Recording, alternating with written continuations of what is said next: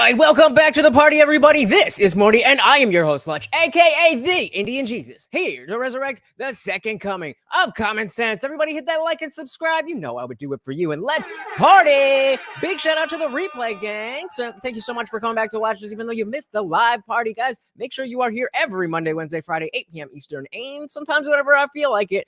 Maybe on Sundays, something really big might be going on. But make sure you are here and ring that bell so you will never miss an Indian Jesus live party ever again. Before we dive in, let's also say thank you to mysickshirt.com, the only place to get your very own The Indian Jesus official merch. Only at mysickshirt.com. All right, we've got a special episode. We got Zippy in the building. Welcome. So I don't know how many of you even understand the title of this being the I Didn't Read Your Book. Before I was the Indian Jesus, that is exactly what I did, a podcast called I Didn't Read Your Book. And a lot of people liked it and have been asking me to bring it back. So we are definitely going to do that today. So the first thing I want to do is we've got the cover of the book here, and let's do what I like to call reading the back of the book. So again, it is Brightstar. We're gonna ask him about that one. All right. So the description is: the only void is content to wait in the peace. Brightstar is the beginning of an epic space adventure that introduces readers to Nate, a boy desperate to escape the prison of an ordinary life made unbearable by his autism. When he's unexpectedly transported to another universe, Nate's perceived disability is transformed into a near superpower. In the Aurora Galaxy, where his arrival has been prophesized for thousands of years, Nate finds the weight of expectations difficult to bear. After being greeted by an ancient ally, Nate begins gathering a misfit group of odds from every corner of the universe. Nate's odyssey, which starts in the most prestigious school in the civilization, will end battling monsters from the darkest imaginations of ancient captive Earth. Ooh, scary. All right. Coping with greater and greater adversity, Nate finds himself confronted by enemies who all seem to be connected in suspicious ways. In the end, Nate must stand before the Lightmaker himself, who sent Nate to the Aurora Galaxy in the first place. Brightstar is the beginning of a myth in the tradition of authors like C.S. Lewis, written to introduce young people to the most important stories and values of the Western civilization, rich language, and epic story to provide the backdrop for an exciting yet thoughtful space fantasy. I mean, when I hear the important values of the West, I am all for that. So without further ado, let's bring up our author. Welcome, Jared. How you doing? Doing great, Lutch. Thanks for having me on, man. I really appreciate it. Not a problem at all. So for those of you who don't know you, who are you? What do you do? And where can they find you? Okay, well, I'm Jared Michaud.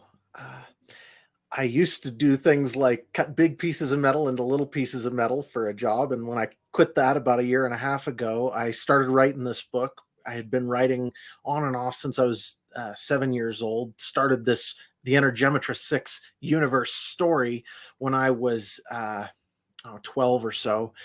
Got about 250,000 words into what I thought was to be the first book and decided it wasn't fit to publish. And then wound up shelving the idea for going on 20 years now. Finally picked it back up spring of 2022 and finally got something that I think is fit for people to read. And I think it's a great story, obviously. But yeah, based on, like you said, the values of Western civilization, starting with the true myth of Christ, actually, as I would put it. So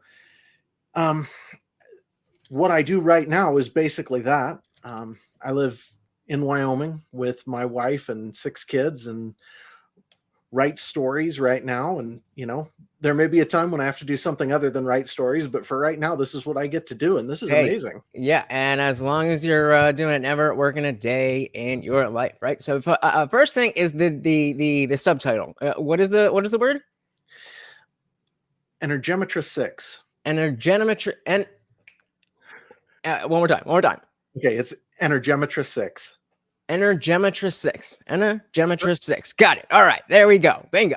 I've noticed that a lot of people have the tendency to pronounce it Energemetra 6, which actually doesn't bother me much. It's sort of entertaining to me. I actually, like I say, I came up with the word when I was like 12. I was gonna say it's not something I've seen before. Well, that's because it's a word I made up when I was 12. So, well, that makes sense now. So what does that mean? well, the idea behind it was, and this goes into some of the background of the story. I'm not giving away anything in particular here, but the world in this universe is built on energy fields that are divided into 6 different parts. And the reason the main character is who he is, and the reason I say that his autism is transformed into a near superpower, is because it gives him the ability to use this energy field in a way that most people could only wish they could approach. It's almost an instinctive grasp of things. And it's because he has a grasp of patterns that is pretty amazing. It's like, the kid who can play the piano like a maestro, but can hardly tie his shoes. That's who we're talking about. And you're introduced to that in the prologue. He is barely functional on Earth. In our world. Right. But when he's moved to this other world, it's only that ability that allows him to do what he can do. So it's a sort of a special thing, and it comes from some amount of personal experience. I can't claim to be that badly functioning, but I certainly verge on that and have verged on that at times. So it comes out of personal experience and trying to, I would say I haven't run into books that use an autistic character as the main character very often. And I both wanted to give people a window into what that's like to start out with, and give people who have that experience sort of a window out into what can be and what is.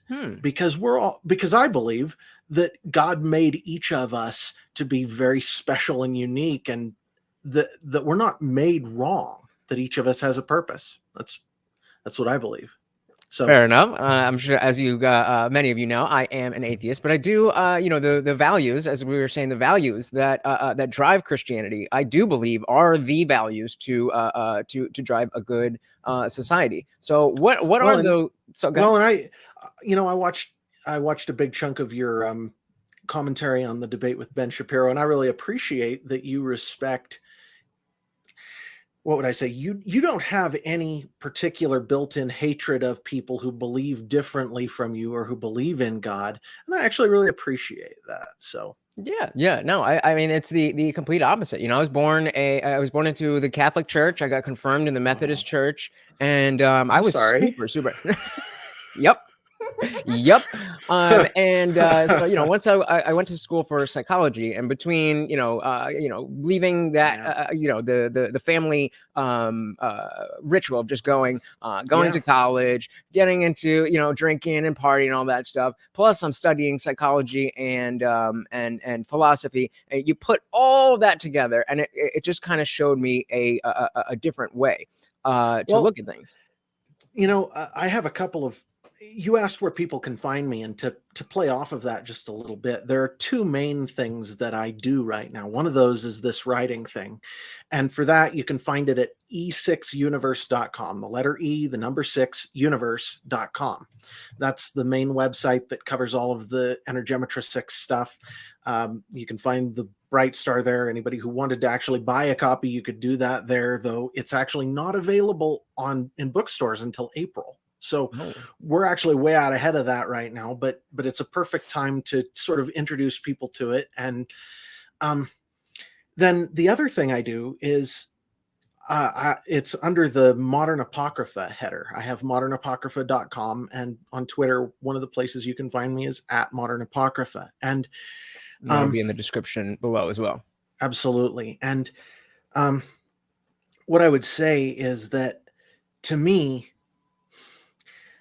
what you described in your growing up is actually pretty reminiscent of a lot of the people who are around me. You know, my dad grew up in a Catholic family, and he left that family and he left Catholicism when he was about 1920, somewhere in there. And well, yeah, absolutely, man. And there's good reason for that. And the reason I would say that is because religion does not come into what I believe. I have up until a couple of years ago, you could count on one hand the number of times I'd been in church outside of a wedding or a funeral. And it's because at the core of what I believe is that there is a being who made this universe and that he wants to have a real relationship with us. Okay. And I know that that's not exactly where you're coming from, but I understand the destructiveness of religion, man. Yeah, it can definitely go there. Well, and it ends there. Go ahead, though. I didn't mean to interrupt you. No, well, first let's just say hello to Opus. Welcome to the party. Zippy saying, oh neat, my decades-long book project, the MC is learning disabled. It does not, main character, I guess, is learning disabled. Yeah. It does not crop up much. But during the training phase in the army of creation, he is the outlier, someone who's just a bit different enough to be ostracized. Interesting. Yeah. So, M169, welcome to the party. You work hard, girl. We are here for you. So how did you get what got you into wanting to tell this story? As opposed to maybe. You said you want to show, some personal experiences, but why put it into a story like this?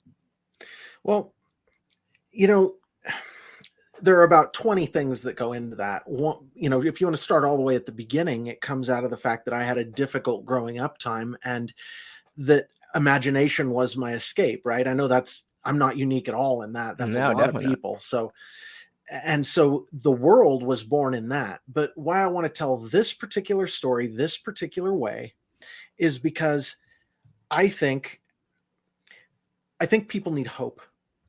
Like, the world is like coming apart at the seams. We all kind of see it. Yep. There are a lot of people who have different opinions on why, but I would point back to a couple of different things. First off, this starts out by saying politics is downstream of culture and culture is downstream of faith or ideology, right? So bingo. The things that we believe determine the way we live. That creates the culture around us, and then that determines the politics. So the political world we're working in comes out of what we believe as a group, collectively, you would say. Absolutely. And so, right. So one of the things that influences that tremendously is stories. And so the way I like to paint the picture for people is like this. If politics is downstream of culture and culture is downstream of faith, then myth lives somewhere between faith and culture. It points back to the faith that we stand on and forward to lead the way for the culture. So the idea is that the myth that we believe points back to the things that we hold true, and it points forward to show the way for the culture. And you can take any number of examples of this. Star Wars is actually a really good one because I know of a huge number of people who grew up with Star Wars, and it sort of determines the way they think about a lot of things in ways that they may not even totally understand. Yeah, that makes a lot of sense, actually. A huge gift that I was given when I first created the Energemetra 6 Twitter account. A guy who goes by like Adam von Neumann's chief of staff or something like that. Okay. Posted. So it's an anon account, right? But he posted this tweet, and it said, a lot of guys choose one story, one book, and they make it their whole personality. For me, it's Starship Troopers. Okay. And I had to laugh, but I also could have hugged him, right? Because it just gave me a perfect, it gave me such a perfect example of what it is I want to talk about, because it's true. That's how we look at story. And that even goes back to things like the Bible, because the Bible is a set of narratives. It isn't a systematic theology. It isn't a set of rituals. It's a set of stories. And to me, that says that the God who made us knows what it is we need to learn best and what it is that sticks to us. And that's stories, right? So I think that, well, and even if, even if you don't believe in God, the idea that the Bible has had such weight over so much time and has had such staying power and created the values it Right. did testifies to the truth of the fact that those stories have power, right? Absolutely. Yeah, I think that the notion of, because that's where my mind jumped to when you said that people view the world through the lens of Star Wars. I'm like, wow, that's kind of how people do with the Bible. And I think it's a good thing to be aware of that, especially if you're not a religious person, so that you don't get caught up in looking through a very bad lens, which I worry is too many of my fellow atheists. They just that's a lot of religious people too. Hey, that comment you just popped up. Why am I wearing a hat? Am I cold? Okay, so here's the deal. A couple of years ago, I had to start shaving my head because my hair just started going away, as happens to some of us. And so now during the winter, I get cold in my hands and feet. Well, my hands and feet get cold. I got an electric foot warmer here. It was like $20 on Amazon. Trust me, it is a game changer. I bought a second one for upstairs because I'm always I'm always cold. Beautiful. Like definitely go check that out. Absolutely. That's a great point and very true. Stories are wonderful modes of learning. Yeah, absolutely. They are wonderful modes of learning, and even more than that, they sort of instill things in us without us even realizing it, right? It's like we read a story, and as a writer, these are the things that you hopefully do. And there's one thing that you try not to do too. So the things that you hopefully do as a writer are, number one, you tell an engaging, fun story, right?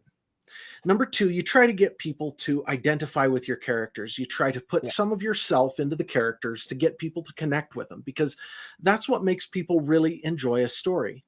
And then the third thing that you do, hopefully, is to expose some of the truth that's out there in the world, preferably without preaching. Here's the way I hear it. I don't remember who it was who said this, but I thought it was great. Your license to preach is directly proportional to your ability to tell a good story, and less than.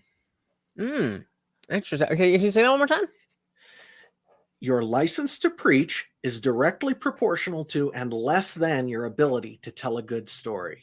I like that. I like that a lot. Yeah. Well, and we see in modern culture, people are getting just absolutely overwhelmed. Exactly. This is why people are so outspoken about Hollywood destroying all our beloved franchises. You said it, Opus. That is exactly right, man. And it's, it is coming out of a religion on the left that wants to preach, and this is the way they know how to get their message out there. And it's not cool.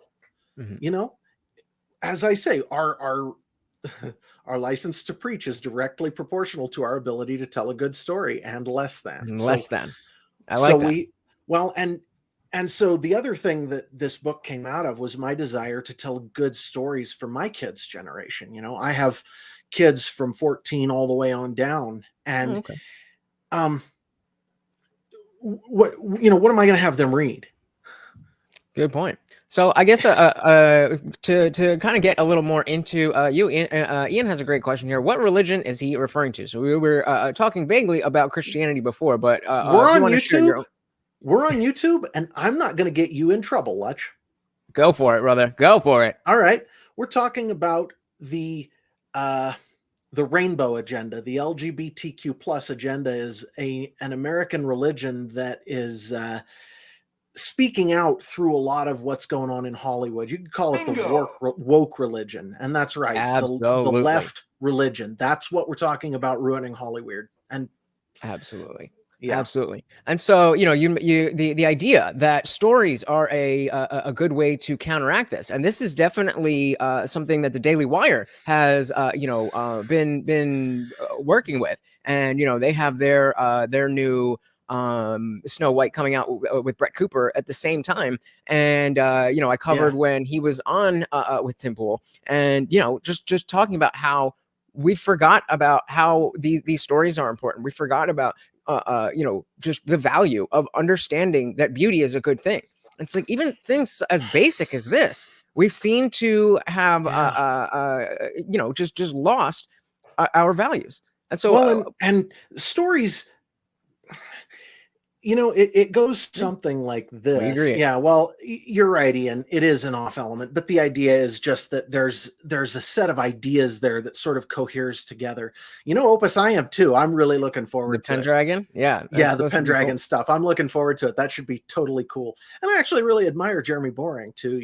I'd love to get a chance to work with the guy someday. Yeah, because that would be awesome. It was him doing what he did helped motivate me during my writing process some. So. That's very cool. So no, and to me, the core of all this goes something like this. Stories, when they point to truths that are critical, take on something more than just the narrative. They become a force that guides the society that internalizes them. Mm-hmm. And it carries them along, right? It's like the big thing in Star Wars was a good versus evil sort of thing. The first 3 installments, when it came out, it was a good old-fashioned good versus evil, the light versus the dark, right? And there are still a lot of people who kind of look to that, even if they don't really have a face to put on the light or the dark, if they don't know how to define it all. They sort of infuses the way they look at the world. And in a sense, that took on the character of a myth, right? Another one that I like to point to a lot was C.S. Lewis. The Lion, the Witch, and the Wardrobe was a huge influence on a lot of people for a very long time. And it's because C.S. Lewis pointed back to things that are true in the past. It's like, Jordan Peterson likes to talk about symbolism, right? Yes. And the Jungian thing, I've listened to a few hundred hours of his stuff, mostly a couple of years back. Well, I got on that kick a couple He's of years addicting. back. Oh, he is addicting. Well, and here's the thing. At the time, I was cutting little pieces of metal out of big pieces of metal for a living. So I didn't have a whole lot else to do other than listen to podcasts. So, I'd get on a kick and I'd listen to a few hundred hours of this and then a few hundred hours of that and whatever. But I listened to a fair bit of what he had to say. And one of the big things that I took away from it, sort of not from the specific things he said so much as the material he was presenting and the overall picture, was just that the symbolism that we put into things tends to pull people in almost as much as the story itself, depending on what you're doing. Sure. You remember what Jordan Peterson had to say about Harry Potter? He said, well, she got that symbolism exactly right, didn't she? Clean your room. Yeah. And I didn't hear him talk about this. What was his point? He didn't have a lot to do. Somebody to comment on. Somebody asked him, "What do you think of Harry Potter?" He in his very serious Jordan Peterson way, he said, "Well, she got the symbolism on that exactly right, didn't she? Something along those lines." So what do you think he meant by that?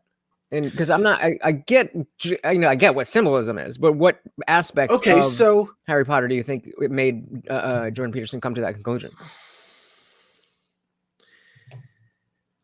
Oh, and this is where I'm going to have a heck of a time quantifying this. I don't think fast, Lutch. I'm sorry. I think deeply, but not very fast. That's what we're looking for. Well, what I would say in general about Harry Potter is that when she went to tell these stories, she called on these symbols that have deep meaning for people. They have a deep, what would you call it? A deep presence in their lives. And she starting with things like how the characters act, where, Harry is he's kind of a klutz. He's kind of a goofball in a lot of ways. He doesn't get things right. But that's partly why people identify with him, because we all kind of know at some level that we're not all that, we're not all of that. Right. We're kind of screwed up beings, right? Yeah. So she got. So she coming got back that, to your book, then, yeah. for somebody who is, I think it's the neurotypical would be the word. How do you use Nate, who has this autism? How do you make him relatable to somebody who who isn't in those shoes? Well, in a sense, that autism is more of a minor feature of the book, because through most of the story, he doesn't come across as autistic. He comes across more as sort of stoic and reserved and just a regular kind of kid in that sense. Not a whole lot. Actually, I had one critic tell me that his least favorite part of the story was that the kids were so serious. And some of that comes from the fact that Nate came from a screwed up place. And a lot of people who come from screwed up places are pretty serious. But the other half of that is that I didn't portray him as being autistic for a whole lot of the story, because he's in a new world and he has new abilities and he has almost a new life in this new world. So so the autistic part doesn't carry through the whole thing. Okay. We got a question here from Dan the Man Jensen. Welcome to the party. Said, can you earn a living through writing books? Good question. Let's Dan, also real quick say hello to Rhett in action. Good to see you, brother. Hey, Rhett. Dan, that's actually a really good question, man. I know people who do, and I know a lot of people who don't. Yeah. Right now, I'm not earning a living doing this. I'm living off of savings from the job I had before. And there may come a point where I have to do something else that's, a more regular job again for a time or whatever. But I have a whole bunch of these books that I want to write. And so over time, usually if you're an author, the way this ends up working out is your first 2-3 books don't make you a living, maybe not even your first 4 or 5, but you start getting 6, 7, 8, 9 books out there, and you start making enough of royalties over time to actually get you enough money to earn a living. So I'm not there yet, and I hope to be at some point. Awesome. And that sounds very similar to, the YouTube game, where you kind of come in and you're just kind of preaching to nobody. And then you get a Dan Jensen here. And as every single he already knows, every single super chat or donation comes with a treat for Morty. Just giving Morty some love. Thank you so much, Dan. And of course, that makes you the new sponsor of the stream. Again, guys, if you have a question, just put it in this context, and I'll start for when we have a little break in the conversation. But I'm happy to answer questions too. I love. There we go. So if you got questions, let us know. But so you're in this same vein. The Brightstar is the beginning of a series, no? Yeah. Well, and actually a little bit of a fun story for people. I started talking to the publisher about the subtitle there. Energemetra 6, The Epimyth Begins is the subtitle for anybody who's wondering. And what they were saying to me was, you can't say the Epimyth book 1, because if you do that, then for whatever reason, booksellers are going to go start looking for book 2. Even though you don't have a book 2, they'll start looking for it. So we can't do that. What you have to do instead is just do something like this. The Epimyth Begins. So it is the first in a series. And the way I imagine it, there will be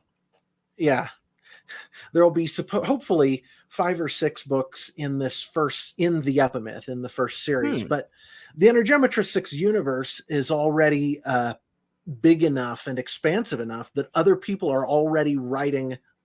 Other person in particular is already writing a novel in this context. He's already writing a novel in the E6 universe, which I thought was pretty amazing. So, you never know exactly where it's going to go, but I set it up so that the context is big enough to bring a lot of other people in to the universe if they want to. So it's so I'm on, I guess, just talking about specifically the Aurora Galaxy. That's not something that you made up. And actually, it is. It is. There's now. I thought that was a real thing. I can't find one. Well, That's why I chose it. hey, it works. It works. It sounds. Oh, I'm thinking the Andromeda. You're thinking There we go. Andromeda. I knew that. I knew there was an A. There is. So when you say that people are, so if you've made up this universe and you've made everything, how do you mean that other people are also writing in this in the same way? Well, there are lots of people who've written Star Wars books. A lot of it has to do with the popularity of the franchise. Once you get a franchise that's really popular, people want to write there. And this other guy he's a friend of mine. He's not yet a published author, but he really wanted to write books. And so he said, well, let's just do this. I'll write one in the universe too. And I'm hoping that over time I get more of that, because I think that'd be really cool. Awesome. And obviously, because I own the copyright to this stuff, and that's another thing about this publisher. Shout out to Morgan James Publishing for not trying to steal the copyright off their authors, man. Yeah, that can be an issue, especially when you're starting out. Oh yeah. Now they have the rights to publish certain aspects of it, but they don't have the copyright. That's mine, which means the intellectual property is all mine. And if I want to have other people writing in the world, I can totally do that. And that's amazing. So do you mean for this the IP of Brightstar, or do you mean the genre itself? Genre would be the wrong word. I'm saying if somebody wants to write in the Intergematria 6 universe, I have the right to say yes or no, because it's my intellectual property. I can bring people in, and if the right people want to write in it, that's excellent to me, which is pretty cool, I think. Yeah, I agree. So you're saying again, I just have the description up here. We have Nate, who has autism and making his life unbearable. And then he goes to the Aurora Galaxy and becomes a superpower. How does that work out? Well, like I say, the idea is that he has this ability to understand patterns, and you start to see that in the prologue where you see him being autistic. He's kind of absorbed by patterns. And so the way Intergematria 6 works, it is a huge pattern. The way the energy field interacts, it's a great big pattern. So he naturally has an affinity for these patterns, and he just instinctively understands them better than other people do.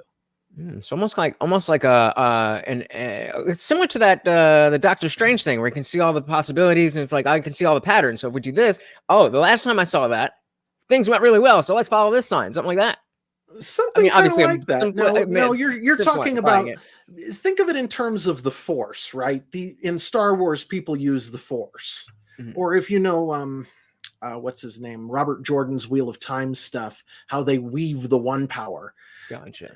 This isn't all that different from a lot of magic systems, where you can see the magic and you can see how it interacts, and when you use it in a certain way, it does a certain thing. And because he's got this pattern recognition, he can use it better than other people can, sort of instinctively. So doesn't give him the benefit of practice, but fair enough. So then what would how do his powers work? How does he use this? He can see patterns a lot better. What would be a situation where he uses that where it's helpful? Well, it isn't just patterns, it's patterns in the energy field. So imagine that the energy field is like a layer overlaying the world. And like if you could see all of the electromagnetic fields going on around us, imagine that you could see all of that. That's sort of what the Intergematria 6 energy field looks like to him. He sees all of the energy out there. And and so like your microphone, in front of your microphone, you would have this like expanding waves of electromagnetic energy surrounding it, right? Same with light bulbs, or radio antennas would be these massive fountains of white. You know what I'm saying? It's like if you could see the electromagnetic spectrum, it'd be like that. And Intergematria 6 is a similar thing. It isn't the electromagnetic spectrum, but it is an energy field. And so he can see it. And because of some things that went on in the history of the E6 universe that I don't want to spoil just yet, because they kind of get into them in book 2, how it actually works. But people in this universe can control these energy fields essentially with their minds. Okay. Good. Yeah, go ahead. So, and then, so that, you're drawing a good picture of, what kind of, I guess, conflicts would be in there. But yeah, I'm very interested in, as we started off talking about the values. So what are The myth. what are the values that you hope people take away from this book or Okay, this so series? when I was writing this, I was operating on a couple of different levels. First off is just this. You can have your kids read this book, and the only thing that they're going to take in is the same values that built America, that built Western civilization. And if you don't like those values, don't have your kid read the book. But well, yeah, I agree with you. But the point is, if you don't like the values, don't have your kid read the book. But that's what they're going to take in. I didn't put in anything that I thought was objectionable. So it's just a solid, fun story at a base level. And then the next layer is things like, at one point in this story, minor spoiler, he encounters a lady at this school that he is going to, and she says to him, "I tried to protect them." And he says to her, "Protect them? You can't protect them. You can only prepare them."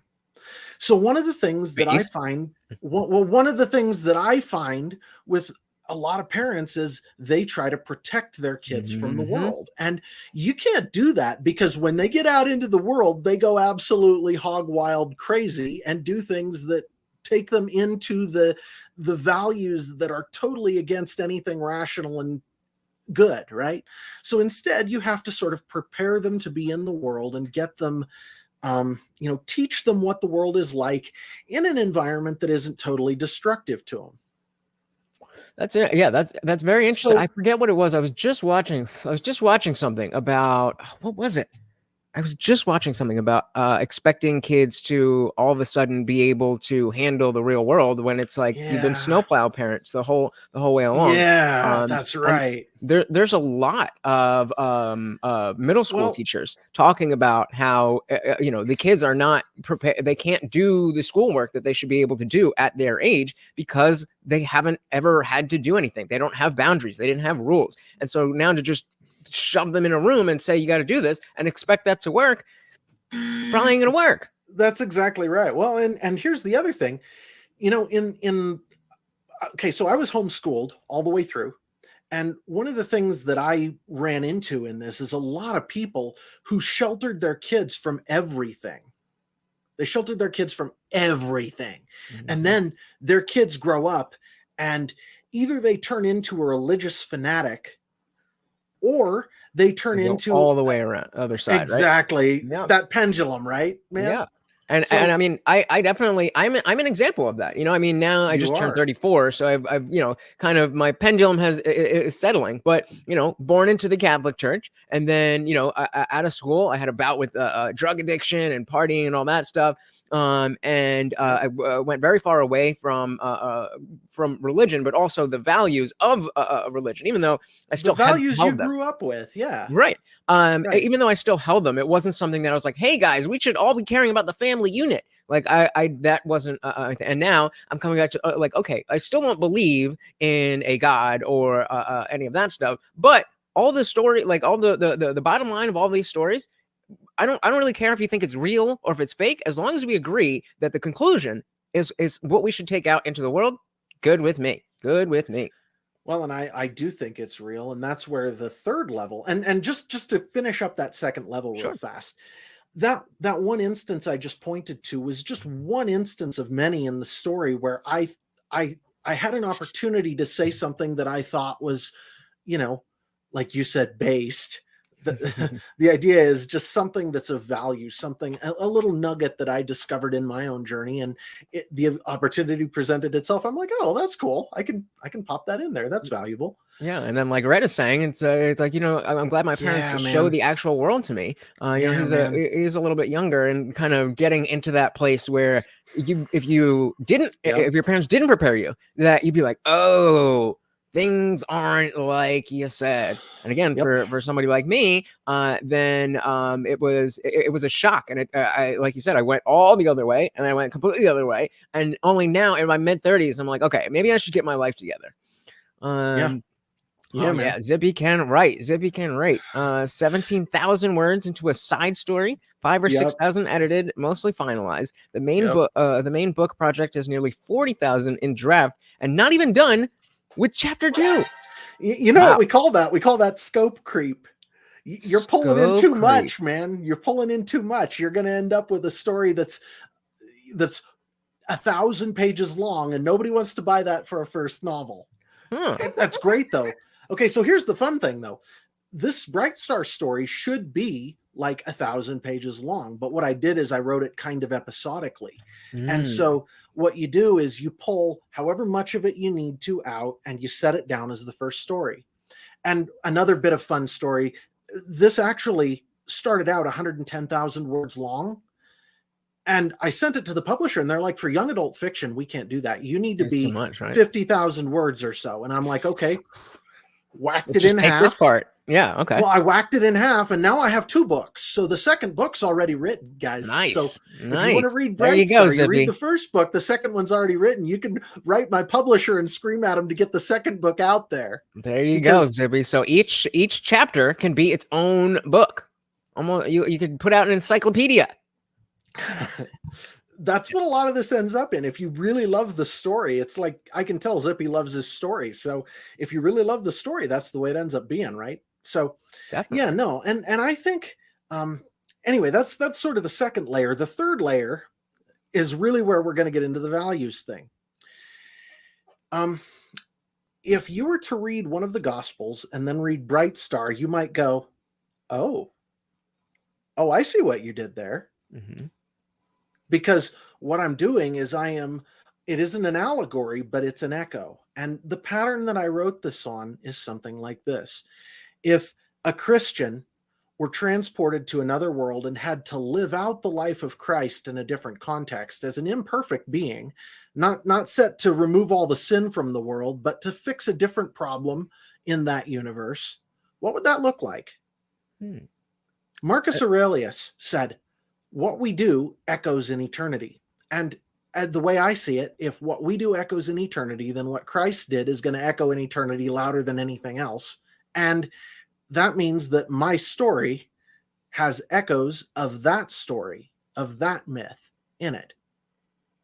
Very true. Okay, so how does that fit into what you were saying about your ability to preach? Well, in this case, I'm not preaching. I'm just writing a story that is, as best as I know, based on truth and reality. And so I put in things that I see as being valuable here and there, but overall it's mostly just a fun story. And then the story that it's based on is the true myth of Christ. It's the story that built Western civilization. So could you, because my whole thing is basically that if my whole thing about coming to different conclusion or the same conclusion different ways, it's like it doesn't matter if I care about the family unit because I look out in the world and I can see, oh, if you don't have a father, this and that, and you care about the family unit because God said so. Obviously simplified, but I don't care. Well, like we're on the same team. To be fair, it's both things, right? I see it your way as well. I see the effects, right? too. But my point being is that that's irrelevant. How you got to the conclusion is irrelevant. Let's focus on the fact that we do agree on the conclusion, and there's other people who have different conclusions, and they want to have their left woke BS.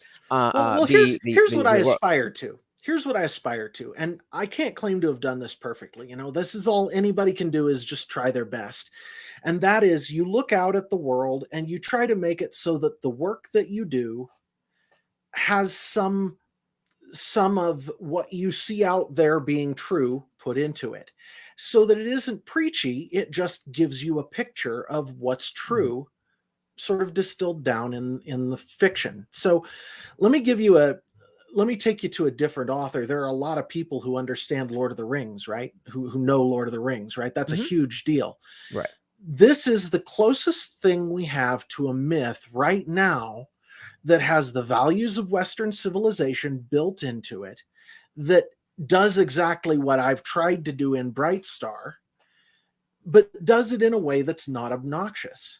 you look at Sauron. Sauron isn't a perfect image of Satan or something, but he is an evil, malevolent, powerful It's being the that is on a level above, right? So you can see parallels in Lord of the Rings with the story of the Bible or whatever. And, you know, when you do that sort of thing, what you're doing is you're just taking truth you see and you're writing that truth as a part of your story. Mhm. It isn't preaching where you're taking an idea that you have and trying to craft a story around it. It's just taking what you see in the world and trying to write your story to fit it. It's like painting Mhm. a picture of a mountain range. If I'm painting a picture of a mountain range, I'm taking something I see out in front of me and trying to create as beautiful a representation of it as I can. And this is great art. When you see great art, it isn't, most of it at least, the stuff that's really, really memorable wasn't done as something that was invented. It's like somebody captured something Mhm. inspiring out of the world into their artwork. Right. And so, and that's the kind of stuff that makes it last and makes it impactful as to And that's whatever what we the try to message may or do. may not be. And Right. that's what we try to do, is to And just so, capture that sort of thing. okay, so yeah, because my whole thing is basically that if we could just take the values of Christianity, Judaism, any of the Abrahamic religions, really the core Yeah. values, and just put the divinity, the supernatural, the faith aspects of that. If we just put that on a shelf and you can take it if you want it and you don't have to, and we leave the rest of it as we call the American identity or the Western identity, it doesn't have any dogmatic beliefs. It doesn't have anything that conflicts with Christianity or Hinduism or any of these things, but it serves as a foundation for all of us, regardless of whether you're an atheist, regardless of whether you have liberal policies or you want liberal policies, that we can all coalesce around that. Would you say that that's kind of what you're looking to do with this as well? Well, I think in a sense, you could say that, because what I'm writing is, like I say, my goal is just, it's like painting a picture of a mountain range, just to take those truths that we find to be evident in the world. So like you say, the values of Western civilization, and to bring those into a form that is sort of distilled and right in front of you here. But at the same time, um, and yeah, I'll grab that question in 1 second. But at the same time, um,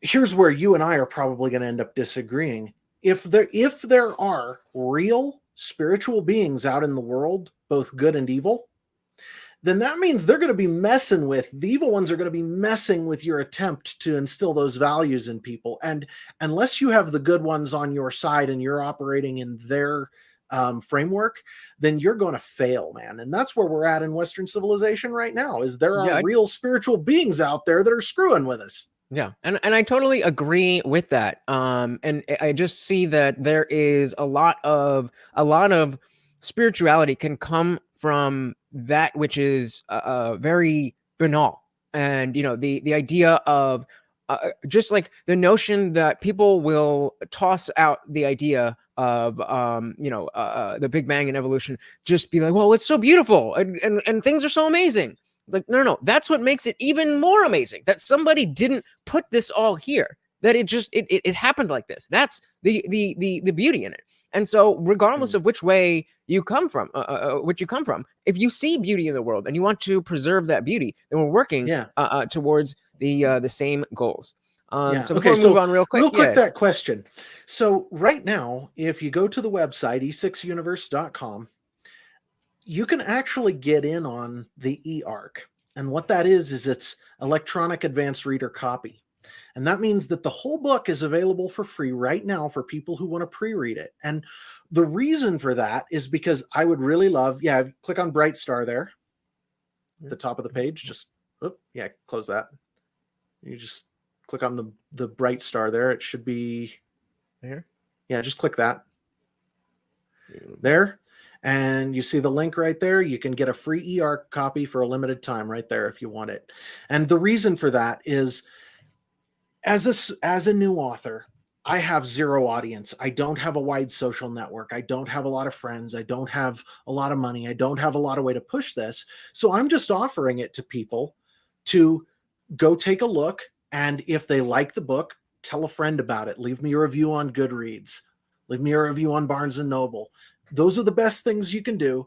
And hopefully over the next couple of months, I can get some word of mouth on it. And if people really love the book, then you can go buy a physical copy off me, because I have some here in the house that I can send out ahead of time. So there absolutely. we go. And so I got the link in the chat as well as on the screen. Definitely go check that out and get a free copy. Why not? And we all know, these guys here have been so Opus is signed up. Cheers to Opus.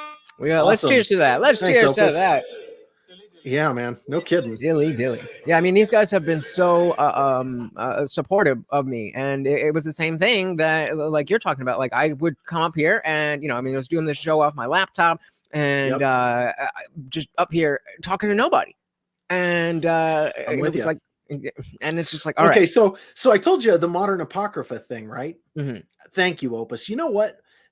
People don't realize, let me just go off on this just for a second. People don't realize, if you have an author who you really like, who you really want to see more books from them, and they don't have a lot out there, the very best thing you can do is go grab one of their books and write reviews for them everywhere, because that spreads the word better than just about anything else you can do. And basically nobody does it. So believe it or not, that, and like, if you really want to see the next, installment in the Brightstar series out, go bug my publisher about it and tell them you want it, because the more people who do that, the more they'll go, okay, fine, because they have this policy where they they want money, right? Well, here's the thing. They don't want to publish a second one in a series for at least a year after the first one. They want to get the miles out of it. That doesn't work in the modern publishing world very well. So what we need is we need the second one to come out 6 months after the first one. I would love to do that. So Dan was asking specifically about whether you publish. Obviously, you have a publisher. Okay, so I have a fun story. Please. You want me to share it? Absolutely. Okay, so I'm like you. I didn't have anybody. I quit my job, unrelated reasons. Just it just happened that it needed to be that way. And I start writing this book. And the whole time I'm asking God, if you've got a place for me to publish this, show me where it is. Help me to find it. And I'm happy to self-publish the whole time. We get about 6 months into this process. I've written the book, and I asked 2 people on social media, 2 people to help me with this. The first one, I asked him, would you be a beta reader for me? Beta! And he's sorry, I had to. You're good. And he says, yeah, I can do that. Turns out he was one of my best beta readers. I had 2 people who really distinguished themselves in beta reading. And he was like my biggest cheering squad during beta reading. He kept me going when nothing else did. So, and that's beta reading essentially just being like, as I'm going, what do you think before I present this to? Not even that. I had it. That's alpha reading. That's like I have one friend and my wife who I would read bits of it to as I would get through it. And is he dressed like Andrew Tate? The friend, not a real alpha. Oh.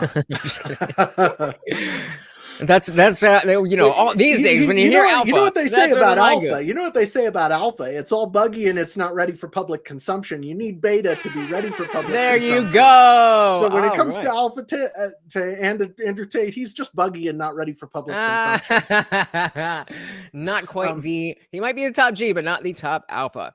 Okay. So yeah, you were saying the difference between an alpha and a beta reader. Yeah. So the beta readers are people who I had like 10 people when I finished it. And I think, okay, this is ready for me to send to a publisher. I sent it out to these people first. And I asked them, give me the things about this that stopped you. Give me the things about this that you hated. Give me the things about this that made it so that you didn't want to keep reading, whatever it is. What rubs you wrong? And every single one of them had good input for me, but I waited until I had a finished book to send it to them. And then I implemented their changes, and then I sent it out to, now I had one I had one other guy I talked to on social media, and I just liked him. I think that he and I have a lot of the same sort of interests and views on things. And so I said, when I finish this, would you read it and recommend it to your followers if you like it?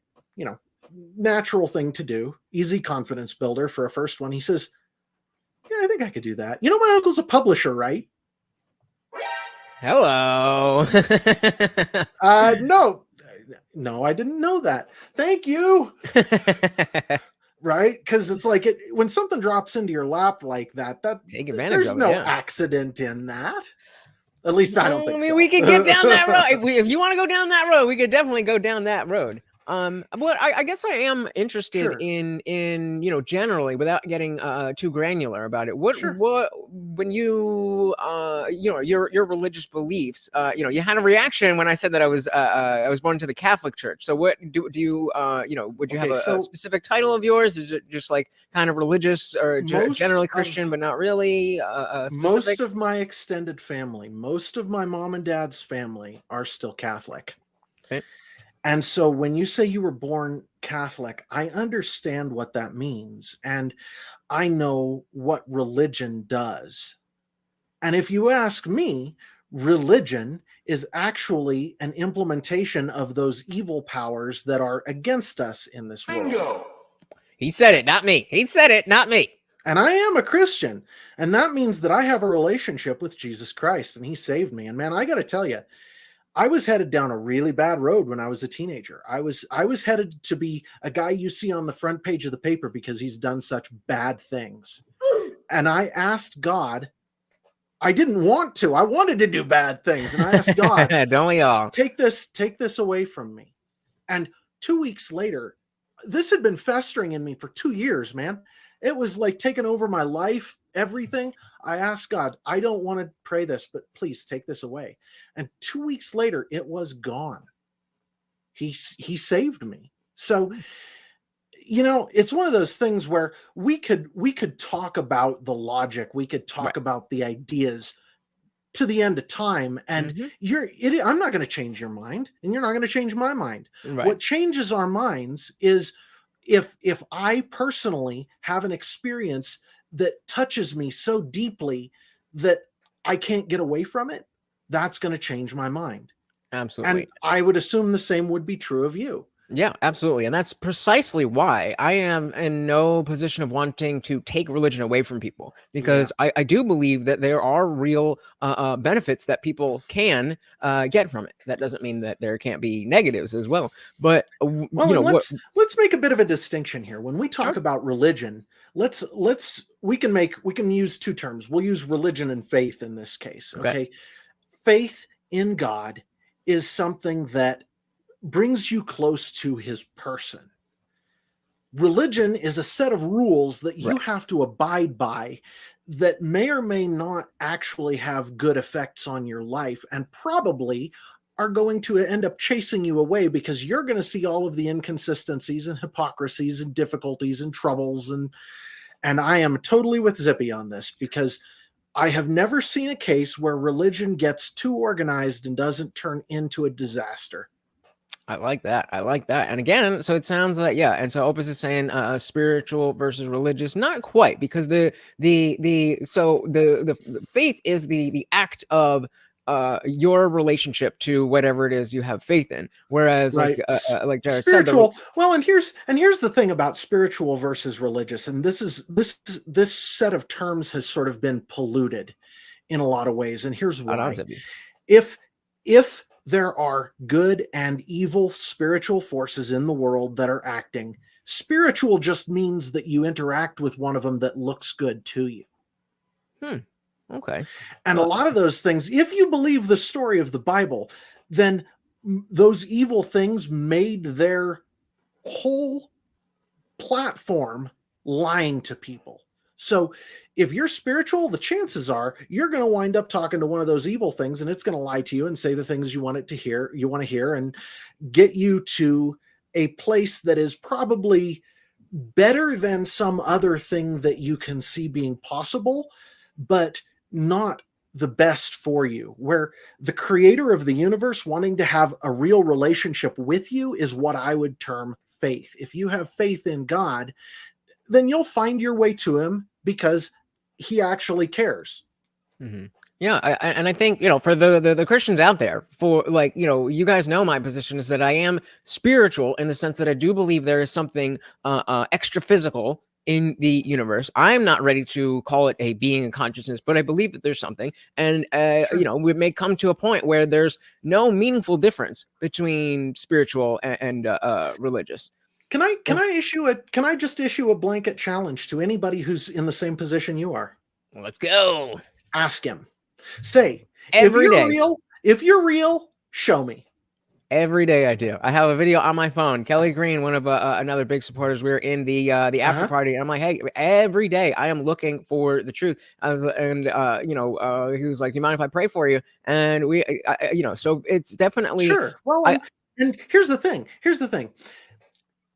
God, and I'm just going to speak from my experience here, and I don't mean to step on anybody's toes.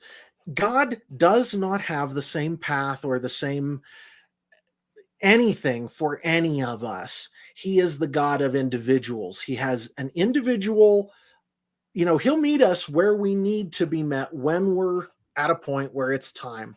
And so in your case, man, no desire to push anything on you. Yeah, no, and I mean, there's no. Let me answer Dan's question here too, real fast. Yeah, I'm sorry, I interrupted you. No, you're good. Go ahead. I get rude that way. I don't. So Dan's saying, are there a lot of religious speak in your book? And so we kind of went over that before. So to add on to that, to piggyback on that, how do you then, like you were talking with Sauron, and you're like, oh, I see what they did there. How do you do that without using religious speak? Because it's like I say, it's just like taking a set of mountains and just painting what you see. And this is actually a place where a lot of people who are religious get really upset with me. I'm in the worst position in a lot of ways because I'm not actually. You're supposed to be one of them, right? Well, yep. And I'm not actually trying to preach here. Mm-hmm. I'm really not. What I'm trying to do is just look out at the world, at the things that are important, that matter, that are beautiful, that are great, that are worth putting down, and just bring them into my story and distill them down in a way that's useful to people that might speak to you. So no, there isn't a lot of religious speak. And in fact, there is call it a religion in the book. And one of the early encounters that the main character has is with this religion, and he walks away from it because he is not particularly pleased with their religion. And it's what it ends up being. Not too much spoiler here. Their religion is all about power. They've just managed to dress it up in nice words. And tell me that doesn't ring some familiar bells, right? Okay, so this to me is exactly what we're. Oh, hopefully it's just a momentary lapse. Getting in there. All right. Well, hopefully he comes back really quickly. Zuby saying religion is oh, there we go. Sorry, we lost you for a second. Go ahead. What are you saying? Yeah, my internet's been a little flaky lately. I'm sorry, man. Not a problem. Do you remember what you're saying? Or should we grab one of these? Yeah, grab one. Right. Zuby says religion or religious. Religion is more of an academic process to improve your rank in the organization. However, if you are outside of the organization, you have faith in your studies and skills to do your own thing. Yeah. So it sounds like you're more. Well, and the other thing that I've actually learned to my own cost lately is something like this. Hopefully not God intervening in what context. Yeah, they're probably just talking to each other. Okay. Anyhow, one of the things I've learned to my own cost is something like this, that if we don't have people around, we're not built to be solitary creatures. We're not built to be islands. We have to have people around us to hold us up. It's like you were talking about these guys supporting you, man. I can see the relationship these guys have with you. Shout out to you in just the couple of videos that I watched, I was thinking, it's pretty cool. I see these guys are coming back, and they are his friends, not just watching his video. They're his friends. Dilly to that. Let's drink to that. That's friendship. Amazing, man. Yeah, absolutely. Thank you. I can only say that it's like I said, it's it's them that allows me to come back and continue doing that. We got George Hammond in the building. Welcome to the party. Speaking of beta readers, this is the dude who was my main beta reader. I told him I was going live, and he decided to come watch with us. Nice. So what does George say? He says, I actually read Brightstar. It's brilliantly written, and the work itself expounds on many of the questions being asked here. Awesome. Well, welcome to the party, George. Good to see you.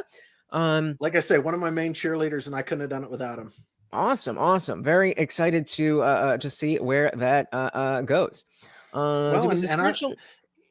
Zippy, as to what you say there, spiritualism is more a feeling rather than a skill set or knowledge. What I would say is be careful, because feelings can be counterfeited. So if you find somebody who's a good liar, who's a spiritual being, they can counterfeit those feelings and make you feel good. And what you're looking for is truth, because there's only one source of that.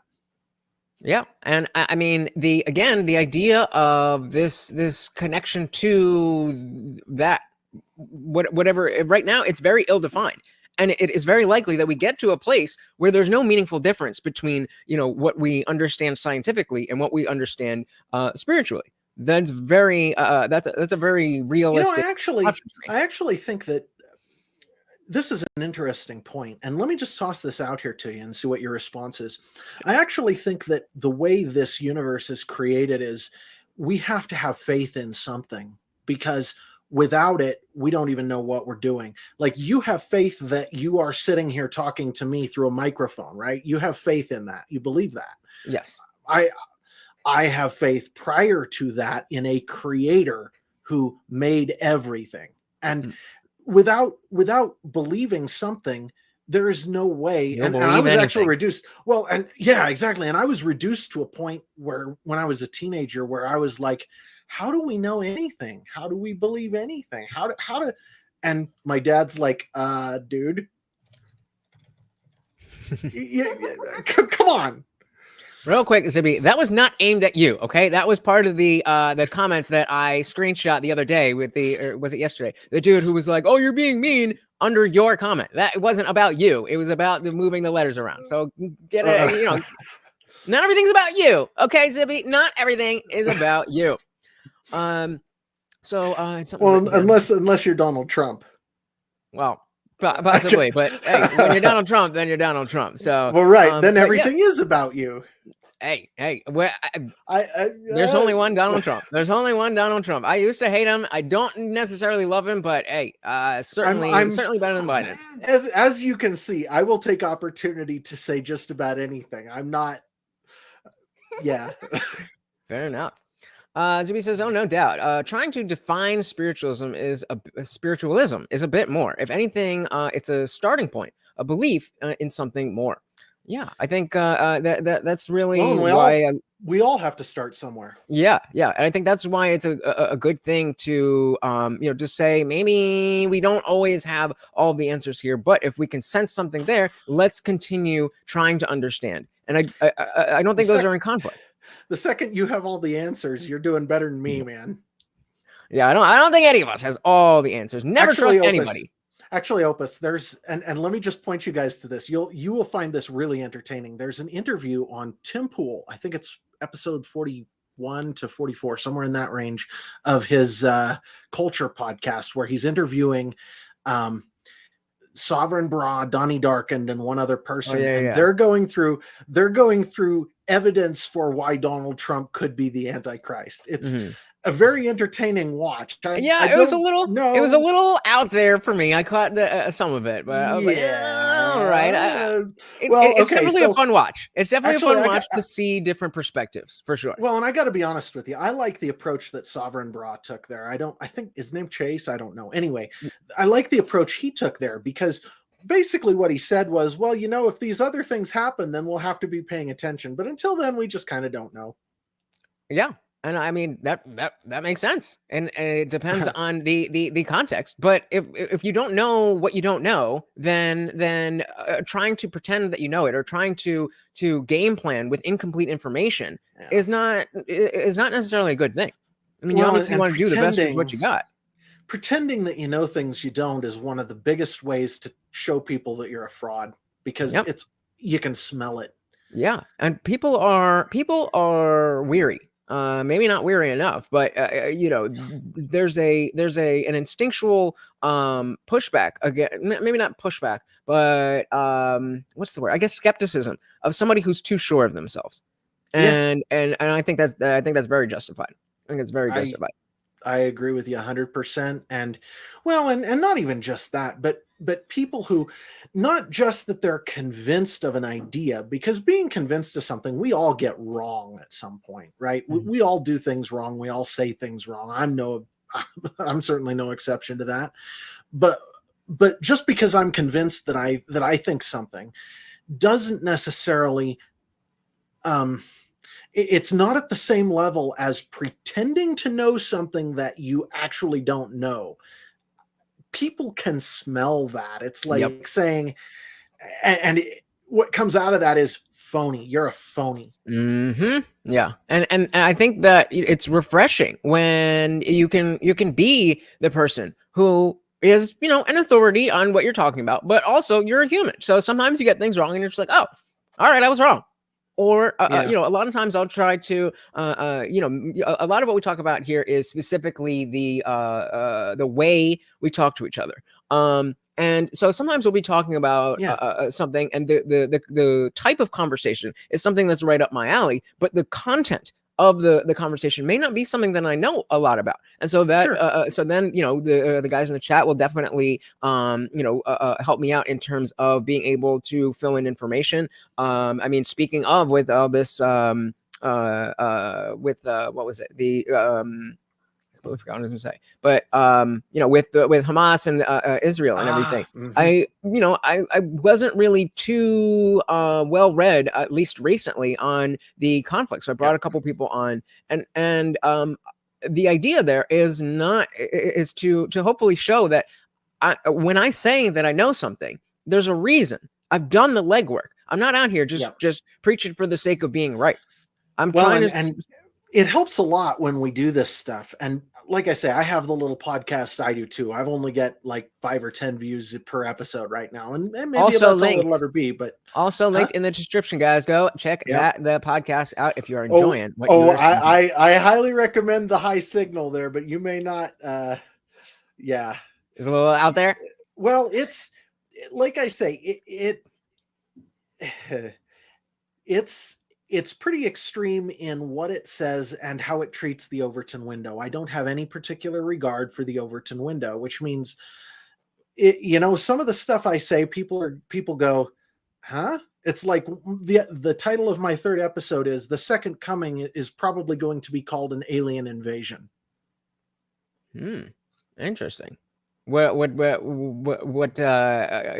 it's second coming, we think of, that's right up here. I got the second coming of common sense, second coming of Jesus Christ. What does that mean to Second you? coming of Jesus Christ, meaning when he comes back to earth in the flesh to rule the nations for 1,000 years, as is prophesied in the book of Revelations, that is going to be termed by the media an alien invasion. And Hmm. here's what I base that on. That sounds really convenient.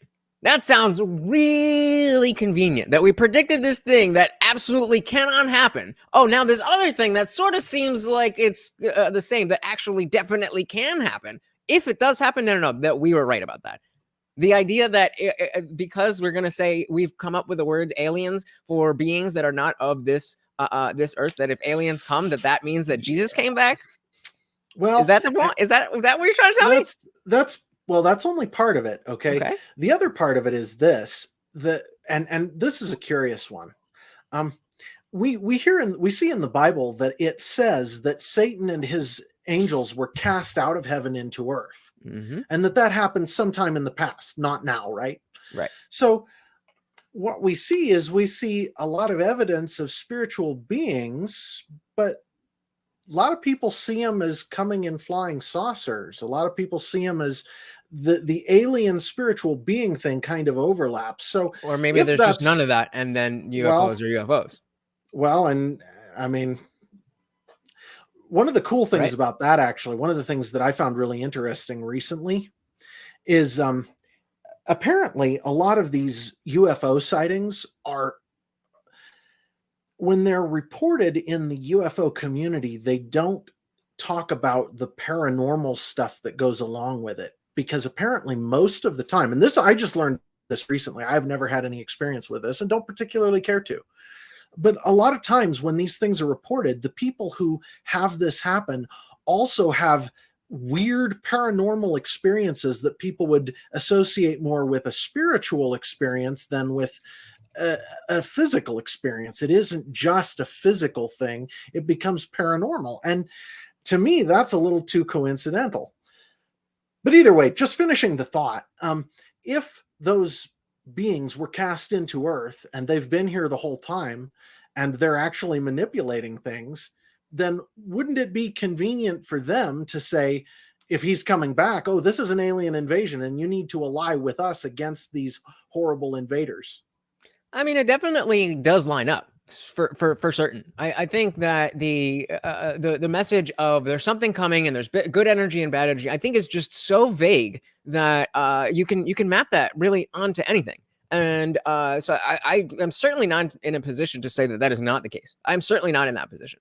But as somebody like me, we need a little bit more. I'm not in a position to say it is the case. I it's definitely a possibility. The idea, and so in my third episode of the show, that's something we kind of explored a little bit. And it's like, as long as there's no anal probing, let them come. Yeah. Hey man, we don't need aliens for that. We got all sorts of fun stuff going on all by ourselves here. When you're right, you're right. I mean, yeah, I'm not an ass eater, but hey, if you do what you do, that's just leave me out of it. Then there are certain organizations that when you get certain illnesses like to do invasive things to you too. So being a little non-specific, so again, I don't get you in trouble. Appreciate it. Because there are keywords there, right? So yeah, definitely.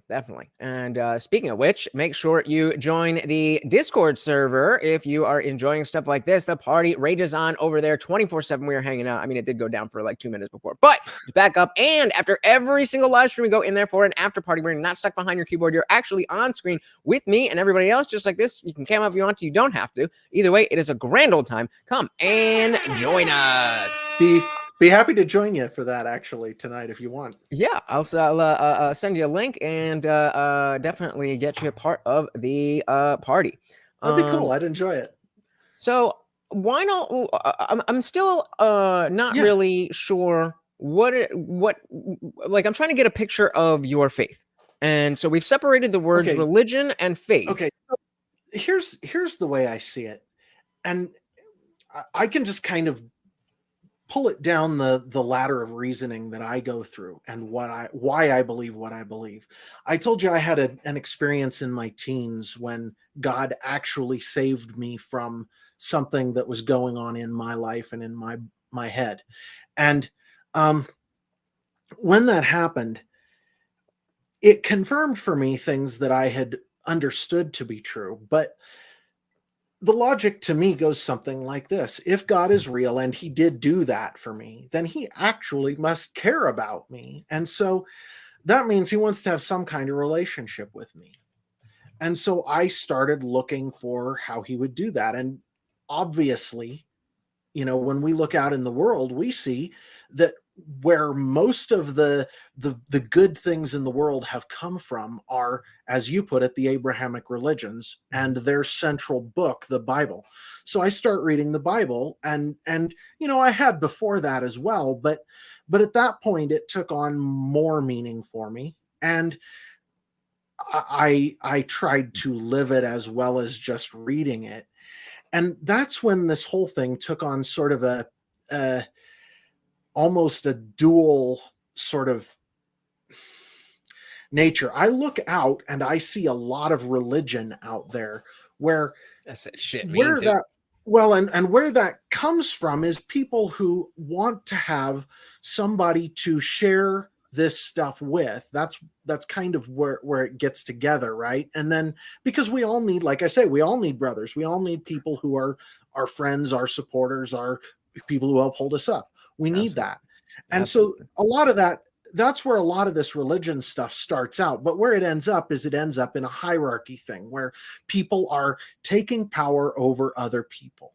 Mhm. And when you get into that position of people using other people for power, that's where the enemy always seems to come in, always.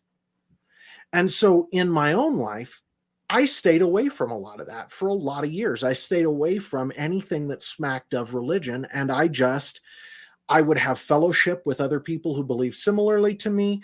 I would worship God myself. I would read the Bible. I was faithful to Him myself for a lot of years, and then I started running into the problem of not having people to connect with, not having brothers to come alongside me and help hold me up.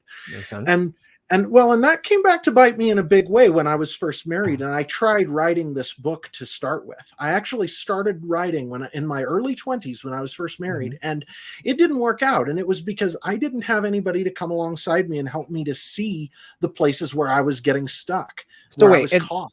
so sorry to interrupt you, but this is as you're coming. This is after you've had the experience where you're coming to your faith. Yeah. So Yeah, why? this is like 5 or 10 years later. Okay, Well, so I didn't, why not go to a church then? because I saw all of the things that you see, man. I saw all of the negative crap that comes out of that. Yeah, like It's Zippy's like saying, Zippy a says there, you lot see of a religion, religion, but not much faith. And that not was much where I faith. was at, right? I saw that. And actually, Hammond talked a little while ago. He's kind of in that same place where he sees a lot of religion and he doesn't see a lot of faith. And so I was there for a very, very long time. And because I didn't have brothers around me when I was first married and I tried writing, I got caught in some pretty serious traps. I had some pretty serious problems that I needed to overcome, and I didn't have good advice, and I didn't have people to help hold me up and say, no, keep pushing, keep going forward, keep doing what you're doing. And if I had had those people around me to help hold me up, I might have been able to start writing something like this 15 years ago, guys. So what you wind up with when you start dealing with this is you look for the faith, and without risking getting some measure of the religion, how do you find people who are of a like mind?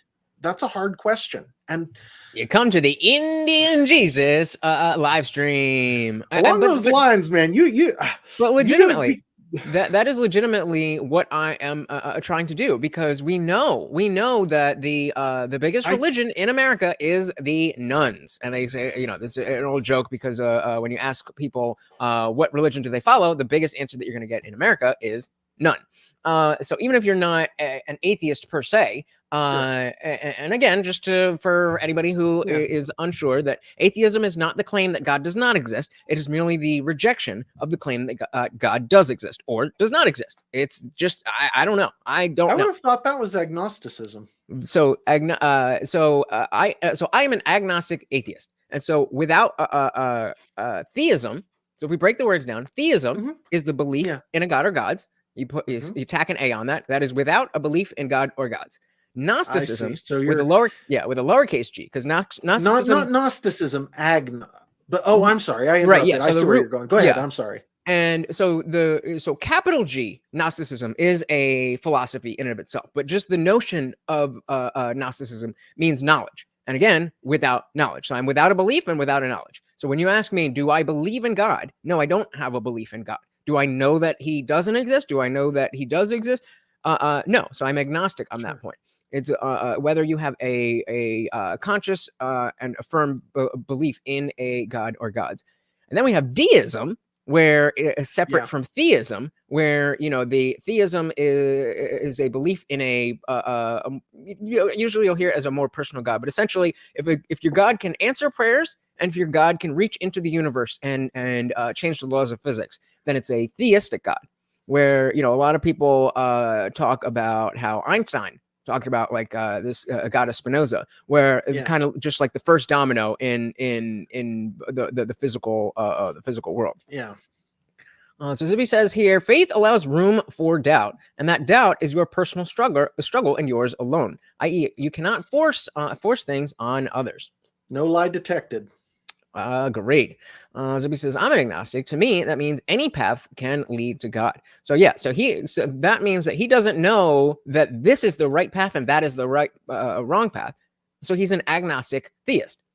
So Right. he doesn't know, but he has a belief in a God, whereas I am an agnostic. Well, and I would just say to people, be aware that there is a spiritual world, it is real, and there are malevolent beings there that want to mess with you.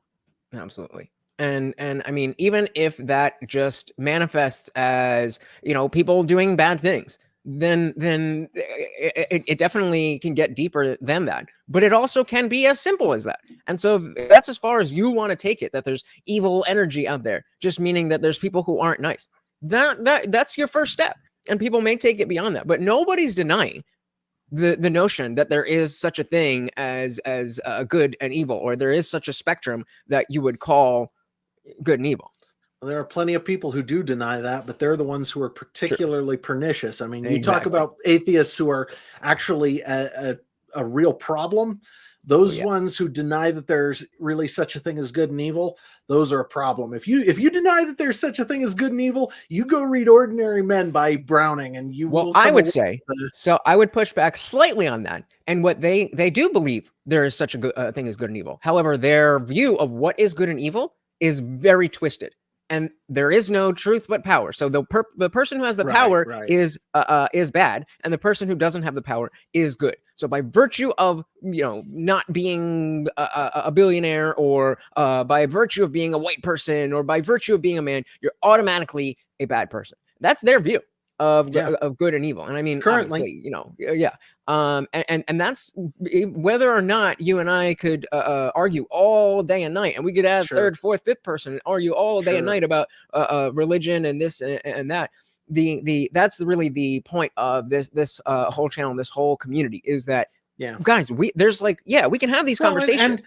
And we need, but there's a whole other we thing. all need that support around us. We all need those people around us. And that's what you've been building. And I appreciate that. That's awesome. Thank you. No, deism is definitely more of a people, because of the nature of what deism is versus theism, where there's no one to pray to in deism, so there's not as much ritual and religion around that. So it's more just a name that they slapped onto a type of belief. It's because I say God is the universe and the beyond. We are born of God and we return to God. But to truly see God, we strive on the path of light, to never stop learning, growing, and refining refining self through humility and compassion. And so, again, I don't think that there's any, God is the universe and the beyond. Okay, let's define the universe.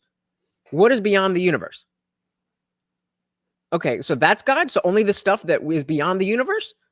The universe. So if everything is God, then the traditional Christian. And then if we go back to the next part, we were born of God and we return to God.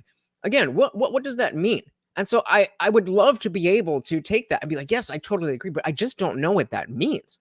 And that's a part of the issue with people using religious language so flippantly, is that I don't know. I always say, you know what I suspect. You know what I suspect is something like this, and this may be just me, but here's how I find that word salad.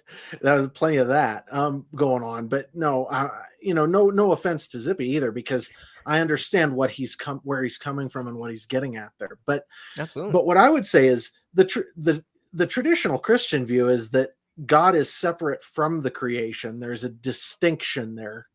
The creation is not God. That's the traditional Christian view. But that God they are one with God. Well, whatever that means. That you can be brought into relationship and into, what would you call it, into partaking of the divine nature, but that's a gift of God, that he is a person separate from the universe. That's the traditional Christian view.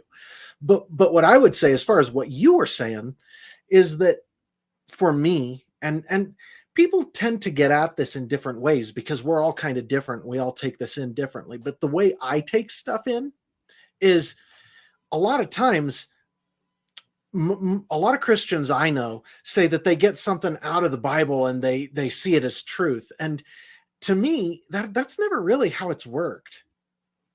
I mean, it worked once that for me before, but not anymore. I'm definitely with you on that. But so here's the way things end up coming into my life, and I internalize them. Is I will discover something, whether it's because the Holy Spirit prompts me or because I see something or whatever, and then I will go to the Bible and I'll go, is this in line with what this is saying? And if not, I need to figure out why I'm seeing something that I'm, and the way I resolve it is if I can't see why what I'm thinking is out of line with the Bible, then I have to set it aside and I have to come back and look at it again later. But generally, what I get out of the scripture is perspective on what I get from somewhere else. Can you expand on that a little bit more? So when you like, give me an example. Okay, so maybe this is just because I have kind of an artist personality in some sense, but you remember how I said I put down in words what I see out there that's beautiful and true. That's kind of how I internalize things too, right? Is I see something out there that strikes me. It hits me right here, right? We all have that happen sometimes where something kind of profound gets us.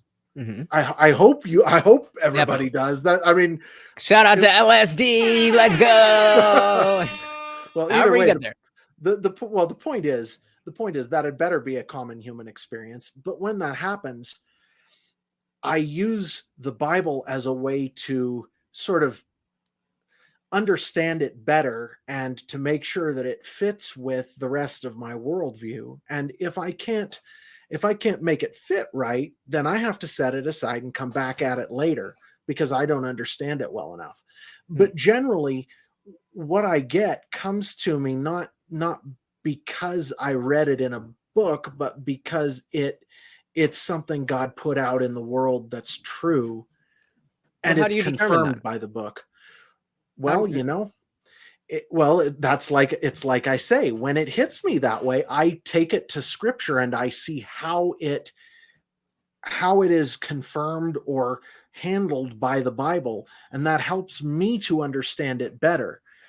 But it isn't usually where I get something out of scripture. It's usually that I use scripture to filter the things that come to me anyway.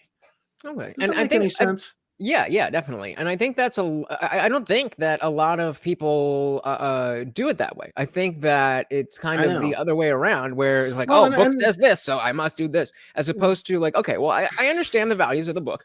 This just happened to me. Okay, what can I use from the Bible that is at least analogous to this? That can. And how do I take this and use the Bible to get it in perspective to everything else properly?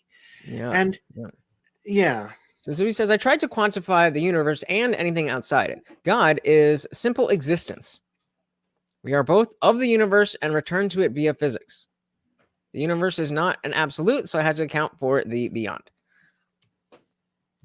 I don't know what that means, dude. I understand what the words mean, but again, it just comes up as like, just God is everything. God is simple existence. Well, if God is simple existence, then there's not a man in the sky. And fine, if there's not a man in the sky, then and it's just some energy that you can tap into, then it's not everything everywhere. And I think, I'm not saying, Zippy, that you can't believe what you believe. Whatever it is that you believe, whatever the hell this means, good for you, because I know that you're a good person. So I know that whatever this means is driving you in the right direction. But again, my whole thing is that why would we stop here? Because you can understand this. Jared is a Christian, but I'm sure he has an idea, but I'm sure if he tried to reiterate it to you, probably a little bit different than the way you see it in your mind. And so, again, I think if we take a more logical and secular scientific approach to this, then and accepting that God is a real thing, maybe not the God of the Bible, but there is an energy, there is a something. Let's figure out what that is instead of just calling it. Let me put it to you this way. And I believe this is the case for any of us. if what we are interested in is the truth, if we want the truth beyond what any of us actually believe, if I'm willing to let go of what I believe, if I can find the truth, then you're going to end up finding God. That's actually promised in the Bible, is if you're more interested in the truth than you are in your own take on things, then you will find God. That the Bible actually does promise that, believe it or not. So then let me ask you your thoughts on divine hiddenness. The notion that somebody could be doing all the right things and genuinely have their heart open to God, genuinely looking to find the truth of the universe, whatever that is. Do you believe that a person like that, or do you believe that God would allow that person to continue living and not show himself to that person? Well, I can only speak from experience on this, but I do have some relevant experience. And what I would say is something like this, that there are times in my life where God has not spoken to me or not shown himself to me or not given me the answers that I was looking for. And it turned out down the road, when I could see it in hindsight, that there was a reason for that. But at the time, I would have said that it was just totally frustrating and insane. And why the heck? I'm here, I'm open, I want to see it. Why aren't you showing me? So, do I believe that God is always going to act the same for everyone? I don't, but I know that if he's doing something, it's because he knows better than I do. Because and this is the, because it's a difficult question, right? Because it puts you in the position where you have to say, okay, well, either you're doing something wrong, or there's something that doesn't fit with my belief of this God. So either there is no God. Yeah. God likes you better than he likes me, or I'm doing something wrong. If I am genuinely open and genuinely speaking and praying on a regular, maybe not daily basis, but a very regular basis, having discussions just like this, and for the last 20 years have done so, and grew, like I said, was born into a world where I didn't have the notion of atheism being a thing. I grew up in a situation that was pretty horrible for me, and God kept me there after I was fully an adult. Okay, I was wanting to leave, but I did not feel like I had permission to go yet. And it turns out there was a reason for that. It was because I had to deal with my wife's parents later on. And without the experience that I gained in that period of time, I wouldn't have been able to do it. So it turns out God had a reason for leaving me in that horrible circumstance. So could you be in a situation where you're not getting the answer that you need right now, even though you're asking and you want it? Yeah, that could be the case. But if that's the case, I guarantee you that answer will come, and it will come in a powerful way, but it will be at the right time so that things happen in a way that are the best they could be for you. I would love to go back to believing that. I would love to go back to believing that. But and you know after, what? I don't 20 expect years you of to waiting believe and anything, hoping man. and being there, it's just it's frustrating, because then it's just like, yeah. the I said, man, but here's the other right. Go ahead. But this the frustrating thing about, obviously it's personally frustrating, but there's a lot of people who aren't going to be willing to continue doing that. And so if that is, and we see the leftist, atheist, well, whatever you want to call it, we see that that's happening. Yeah. So where is God?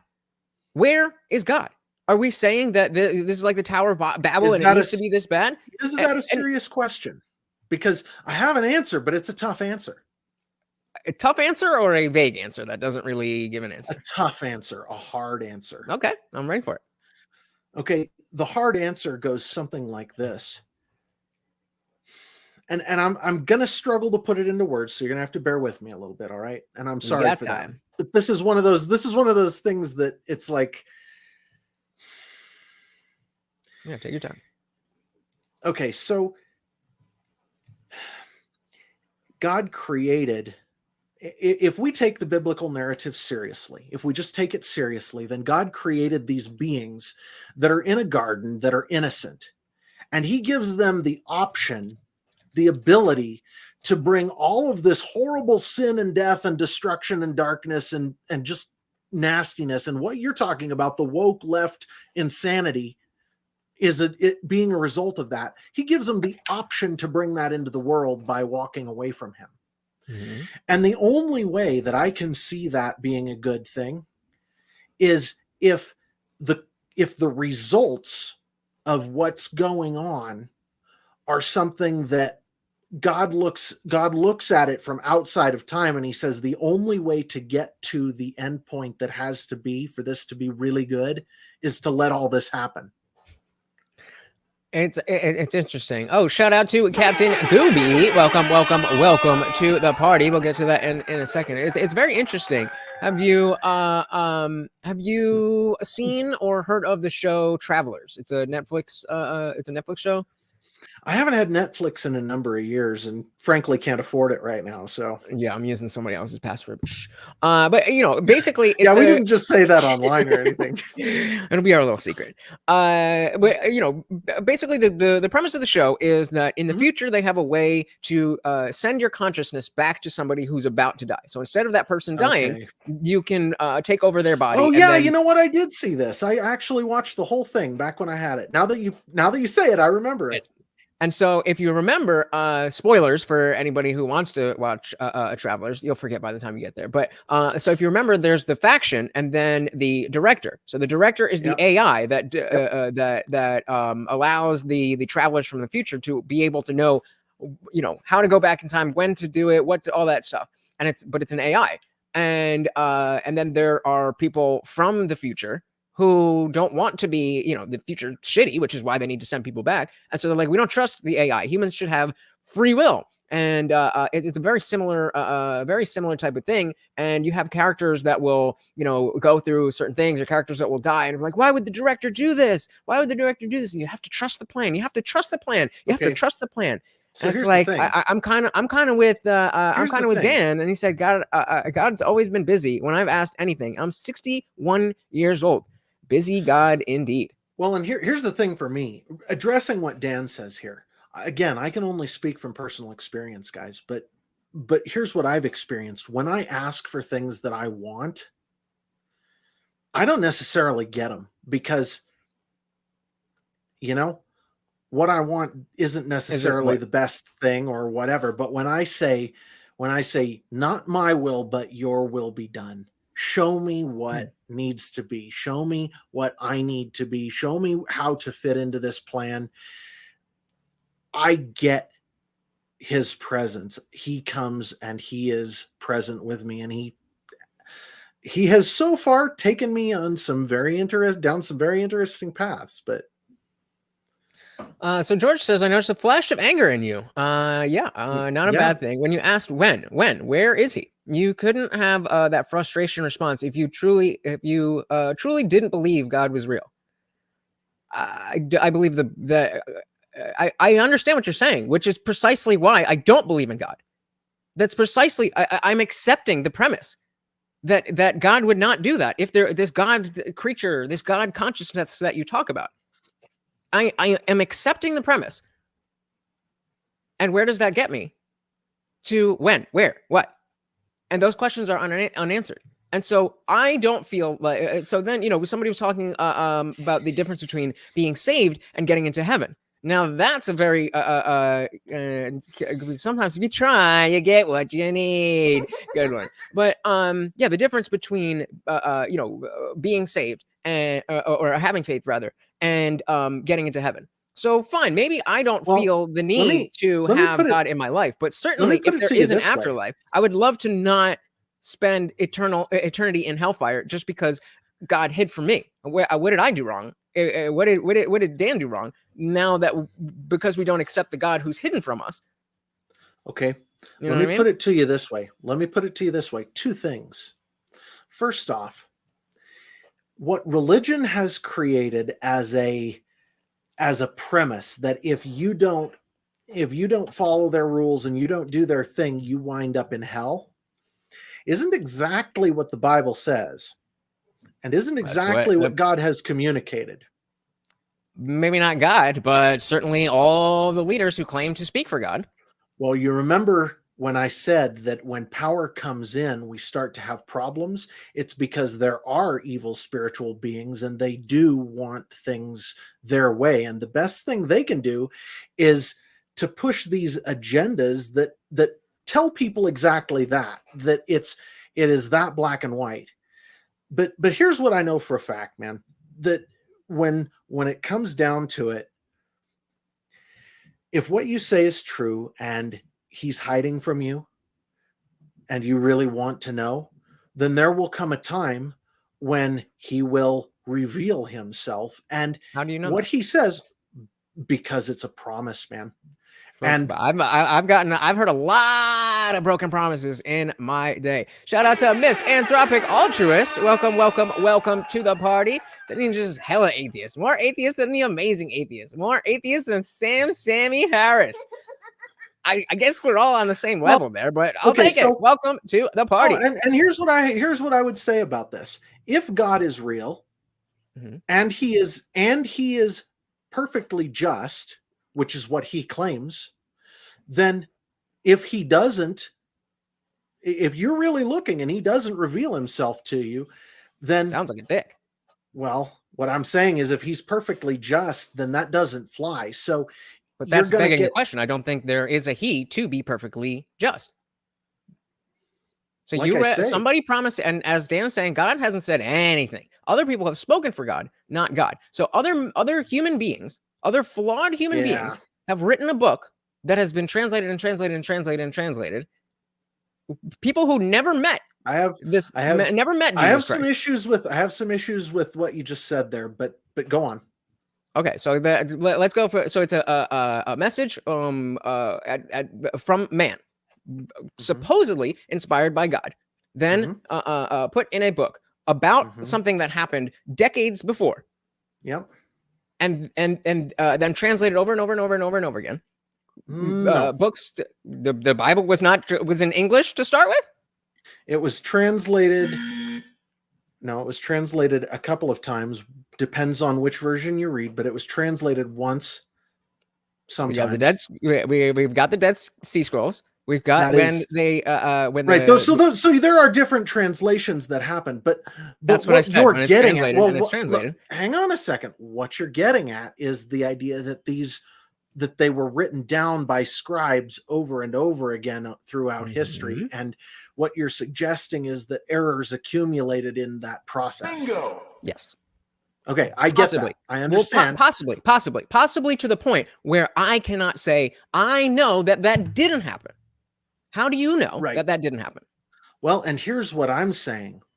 If God is real and he is really active in the world today, then it doesn't really matter all that much, because the tools that are available are used by the craftsman to accomplish the task. It doesn't matter whether the tool is perfect or not, you get the job done. So if God's here and he's real and he's doing the job, even if the tool isn't perfect, he'll get the job done.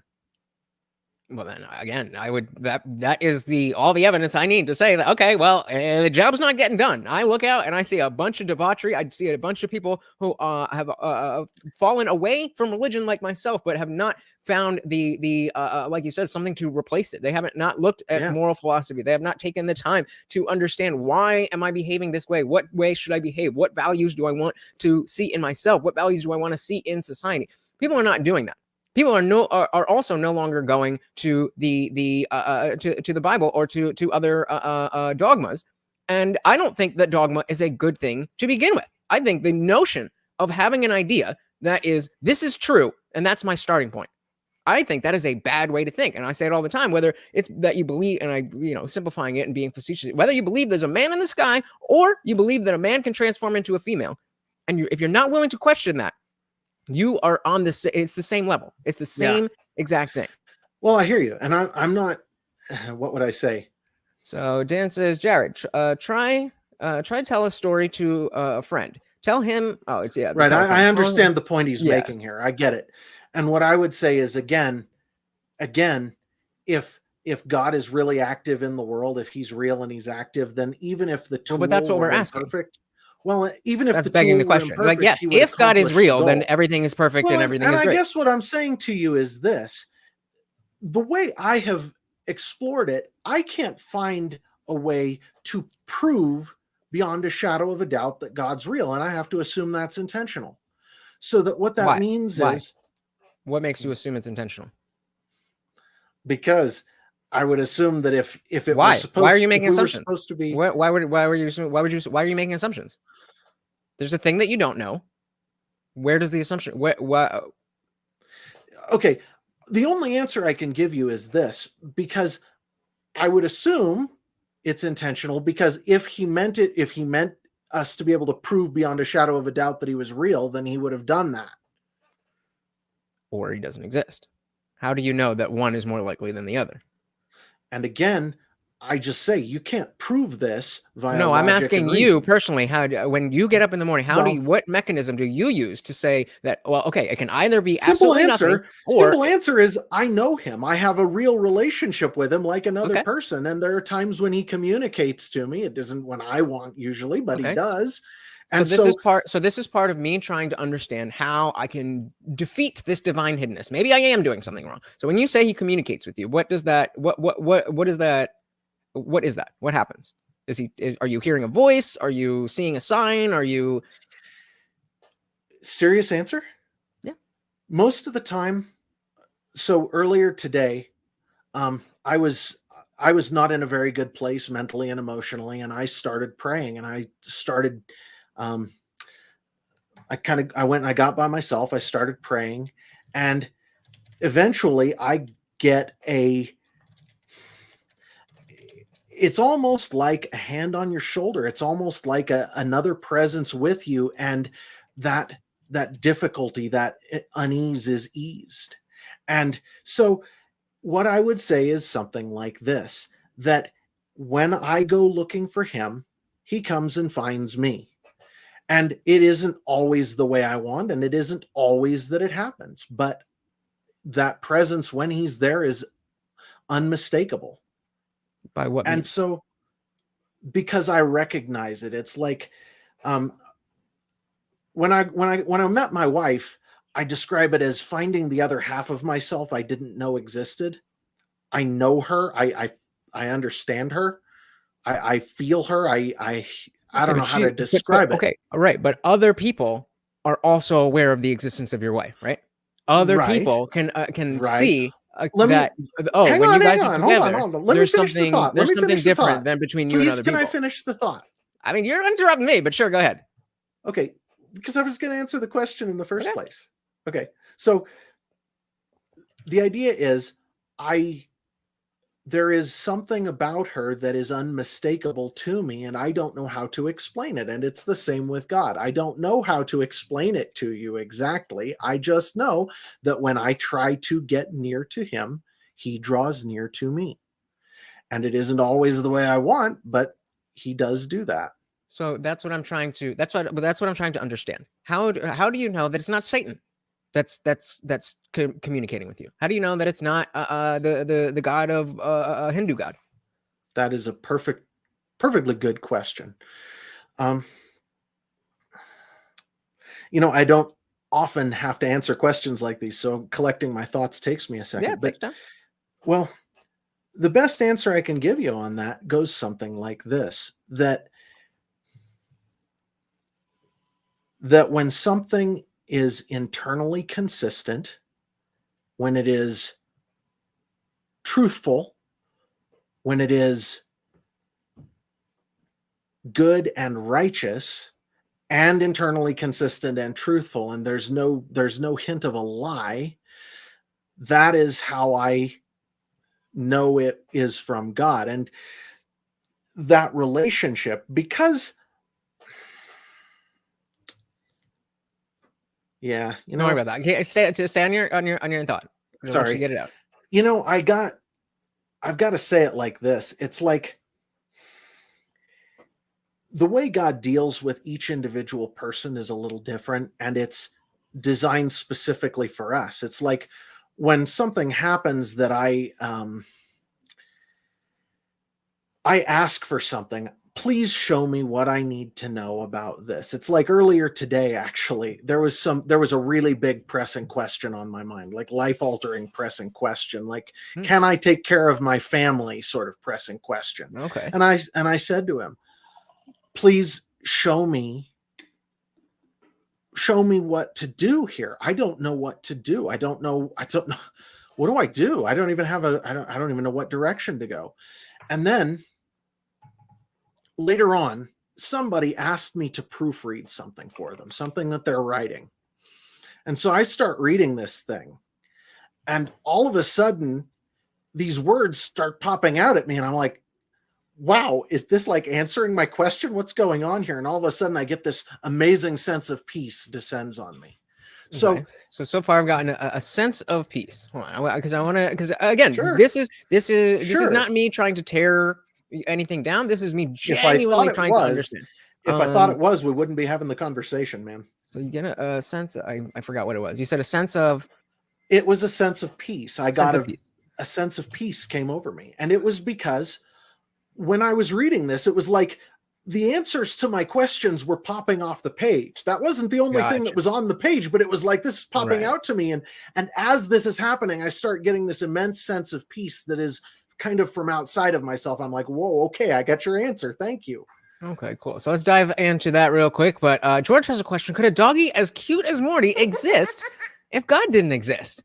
Hell yeah. Speaking of which, shout out to Dan Jensen for the DKK5. No question, no comment, just pure love of the game. Thank you so much, sir. Very, very, very much appreciated. And Dan agrees. Yeah. So this this feeling of peace. That's when you have this specific feeling of peace. That's one of the ways it manifests. But let's stick with just one. So that's one way. Okay. Yeah. Let's stick with one way for now.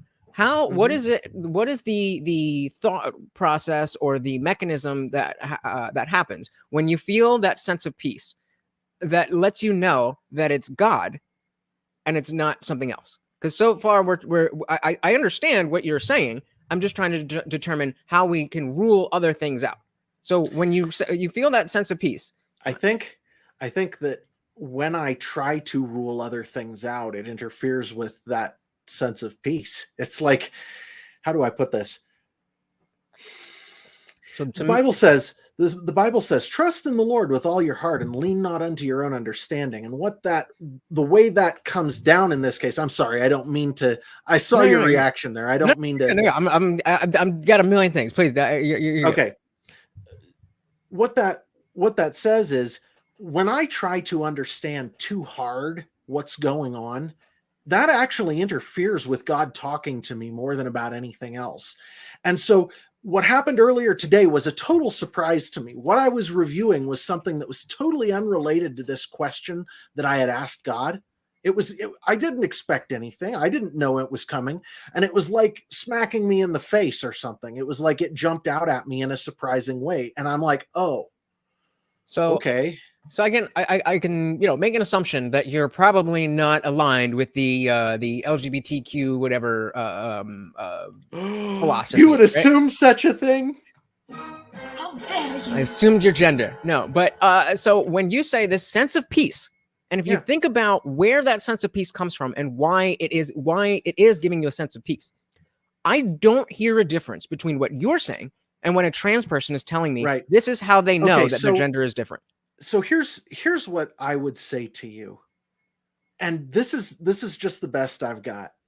We'll come back to this, Sippy. We'll come back to this. Yeah, we need to come back to it. But it is, when you have a relationship with somebody, like if you and I were to become friends over a period of a couple of years, at the end of those couple of years, when you say something and I laugh, it isn't necessarily a complete thought, right? It's like you'll say something and I'll get the joke even though you don't finish the joke. Mm-hmm. Or you'll say something and I'll go, oh, he's thinking about me. He appreciates me, right? It's like we do that for each other. It's the same way with God, with those who have a relationship with him.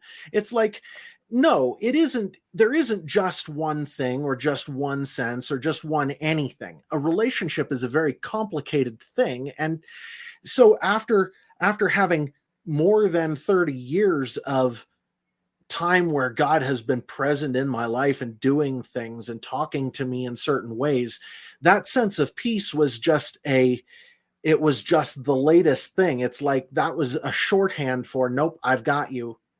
But it was built on top of a whole bunch of other knowledge and understanding and truth and whatever that had been built up over time. And like I say, when I talk about the Bible, when I talk about scripture, when I measure things in my life and in the world against that, it helps me to determine whether or not it's true. So I believe the Bible is the inerrant word of God. I don't find falsehood in it. I know you don't. I know you can't go with me on that. That's okay, man. Not quite, but fair enough. No, that's okay. All right. So we just crossed the 2-hour mark, so I don't want to take up too much of Jared's time, especially since he's coming to the after party, which you should as well. Sign up as a channel member right below the video here. Zippy saying correlating God with positive emotions is a bit, but I understand that line of reasoning a bit differently, because there's something positive. It shows there is a God. I understand that bit, but you don't understand that bit. That's the God of the gaps argument. It feels good, therefore God. How do you know that's not something else? And so the same thing with this. Let's come from this direction. So how are you in a position to tell a man that he's not a woman if I'm not in a position to say that you don't have enough substance to claim that a God exists? What is the difference between those two things?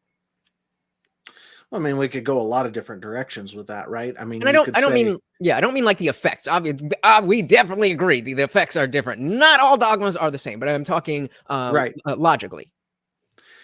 Right. And what I'm saying is, one of the things that we find in the Bible is it says we all have to work out our salvation on our own. That this is not something where it's a cookie cutter process. We all have a different path we walk down. We all have a different journey that we complete. And all I can say is two things that I have found to be true. Number one, if you're more interested in the truth than you are in your own opinions or anything that you find, if you're actually more interested in the truth, then whatever journey you go through, and I've been through some pretty hellish crap, man. So I understand that things go bad. I understand that it isn't all, oh, we agree that truth is there and then we immediately find God. That's not the way it works out. But and again, maybe not for you, but for too many people who put themselves in that same umbrella, using the word Christian, using the word God, that now you are a coalition by what's the word? Just by association. That, oh, I believe in God and you believe in God. But I always say to any Christian, go next time, next Sunday when you're in church, because of course you go to church because you're a Christian, right? I know where you're going. You think of the sentence, what is God? And so maybe then you get something like what Zippy said, where God is the universe in existence, and it's simply fine, whatever you want to believe.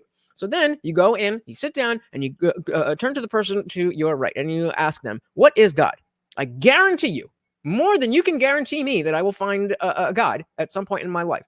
I can guarantee you that you will get a different answer than what you had in your head. And furthermore, you can then turn to the person on your left and get an entirely different answer. Exactly. Yeah, I get it. I totally get it. Well, and beyond that, even I would take that further. I would say that the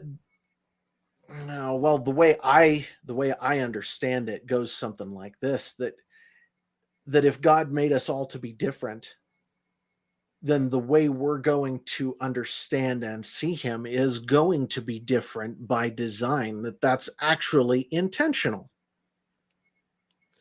So, all right, fine, maybe. I don't know.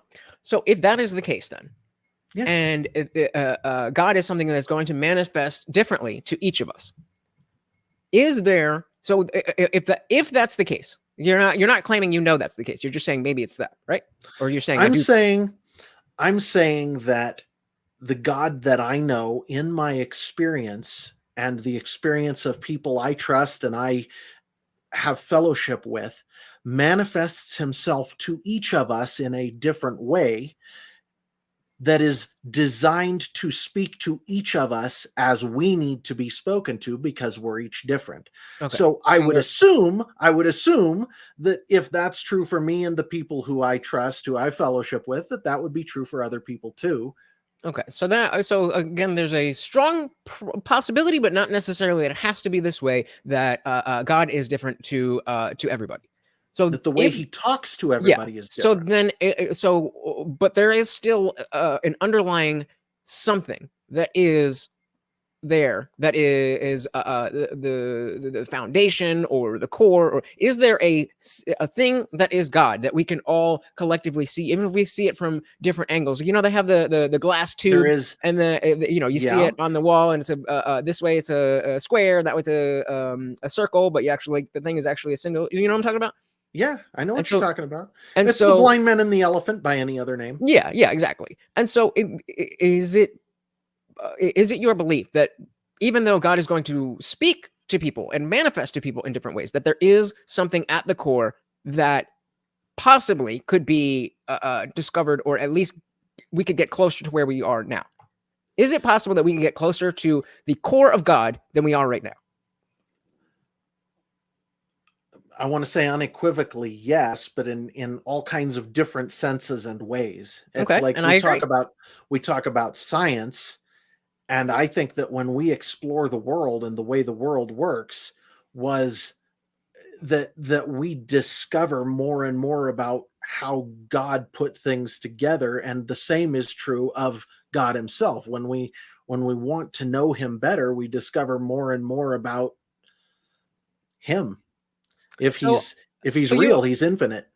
Sure. So you kind of brought up the analog of love and the experience that you have with your wife. Real quick, let's just say goodbye to Dan. Thank you so much for hanging out. Said he'll definitely download the book. See how long it takes to read it. Be safe out there in the real world. You as well, Dan. Thank you. Thank you so much. Dan, it was a pleasure getting to interact with you and answer some of your questions and talk with you, man. And that goes the same for everybody else who's been here. I really appreciate you guys being here. And I appreciate the conversation. And I don't expect anybody to believe what I believe, but I do hope that there's some value that changes hands. You know, that's all I can hope, is to contribute something useful. Fair enough. I love it. Shout out to Dan Jensen, sponsor of the stream. Thank you, sir. The notion of getting closer to God. So let's say that there is you believe that there is something real in the universe that is God. Yes? Yeah. So if God is real and if God is part of the universe, then, and you believe that we could be closer to God than we, just generally humans are. Now, then why would we accept the story of God? And sorry, having trouble making the connection. So, for example, none of us can, we're all saying, well, God is a very big concept and we can't define it. Okay, well, why don't we work on that? If there is such a thing as a God, then it can be defined, or at least we can do better. And maybe if it manifests differently to everybody, fine, I can accept that maybe there's possible. There has to be a thing that is a God. There are core truths, core concepts, core things about his nature that we can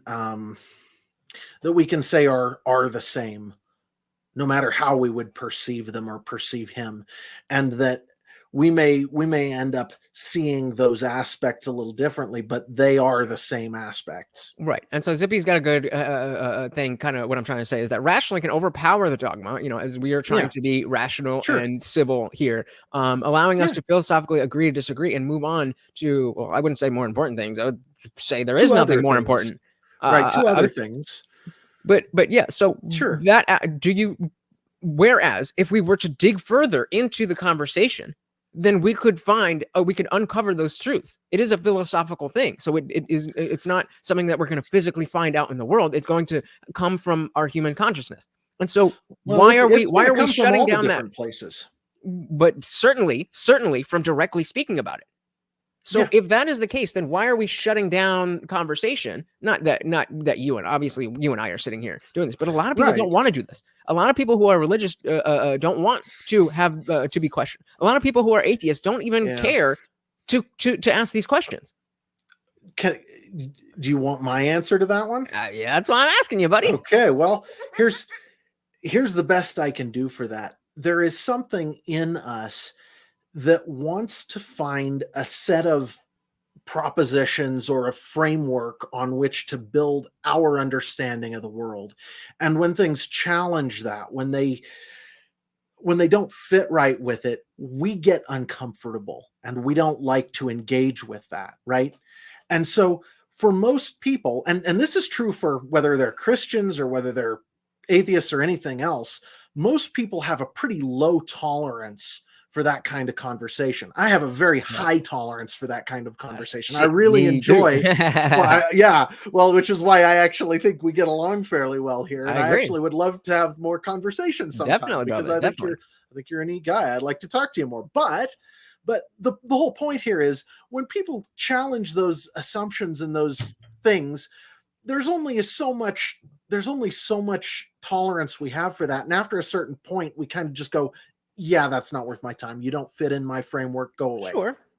Sure. But I think that the attempt that's not a reason not to try. No, it isn't. And in fact, that when we try and when we're serious about it, that's often true too, isn't it? Unfortunately. Yeah, as I'd be saying, philosophical debates are not the most important thing. But I assume, again, we're back to assuming. All right. I don't know why y'all are assuming so much, but I assume people have a mind that can think. All right. At least you're self-aware. There you go. At least you're self-aware. It comes from the same place, right? So, but no, and how do I put this? You remember the friend I talked about who's writing another book in the E6 universe? Mm-hmm.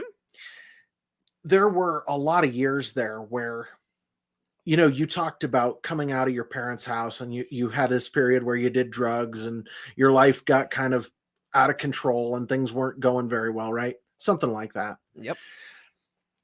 I met him when I was like 19 years old. I'm 38 now, so better than half my life. We were working in a warehouse together, and at the time,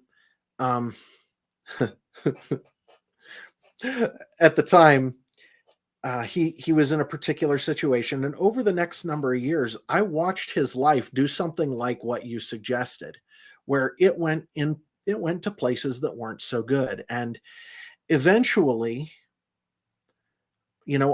I kept being his friend. I kept praying for him. I kept being what I could for him as a friend. And eventually he had an encounter with God. And guess what?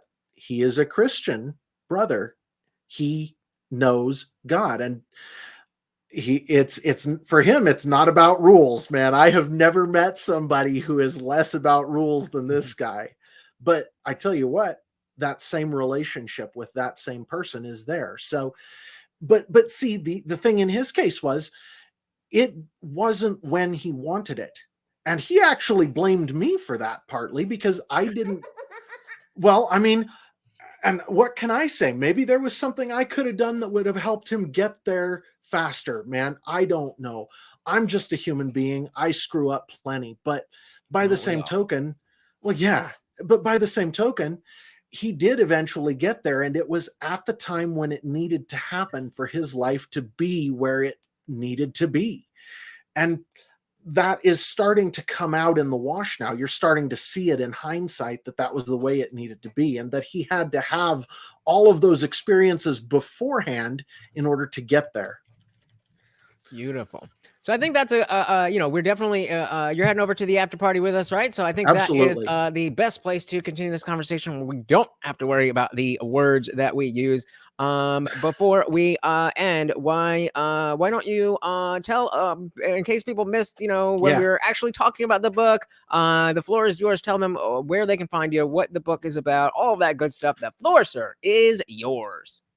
Thank you. Okay, so I'm Jared, and the book is Brightstar. You can find it at e6universe.com. That's the letter E, the number 6universe.com. Right now, I have a free e-arc out. People can actually read the whole ebook for free. I appreciate reviews. If you read it and you have something to say about it, I would love to have, drop me a review on Goodreads, whatever. I appreciate honest reviews. And if you're interested in a physical copy, I have a few that I'm selling there too. There's a whole bunch more coming soon on that. I've got a short story I'm working on right now that's almost finished that I'm really looking forward to. Hopefully get it out for people in time for Christmas. Same universe, more to the story. More. Oh, lose them. We'll give it a sec. We'll give it a sec. We'll give it a sec. It's gonna come back. I have faith. I have faith that he's gonna come back. Faith in the Indian Jesus. You're saying there's more coming.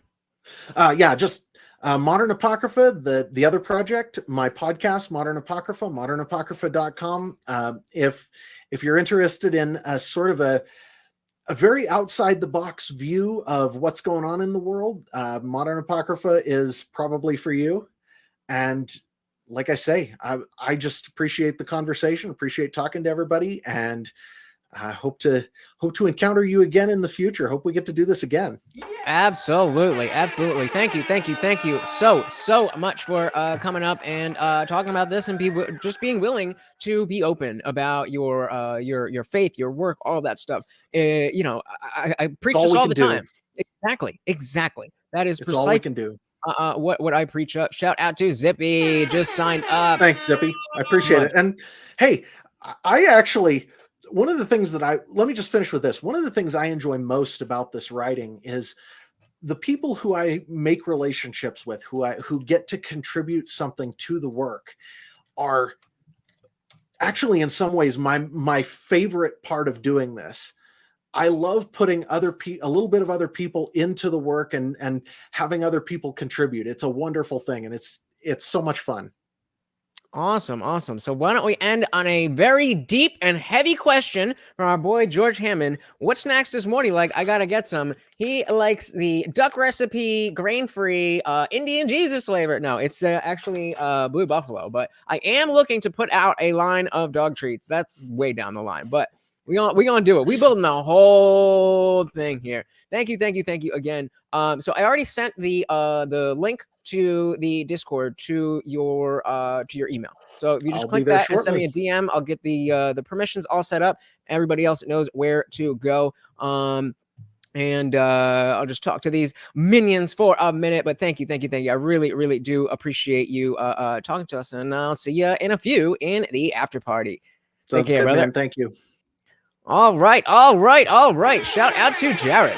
So that was very, very interesting. I did not know, one of the big things about the I Didn't Read Your Book podcast is that I have no idea where it's going.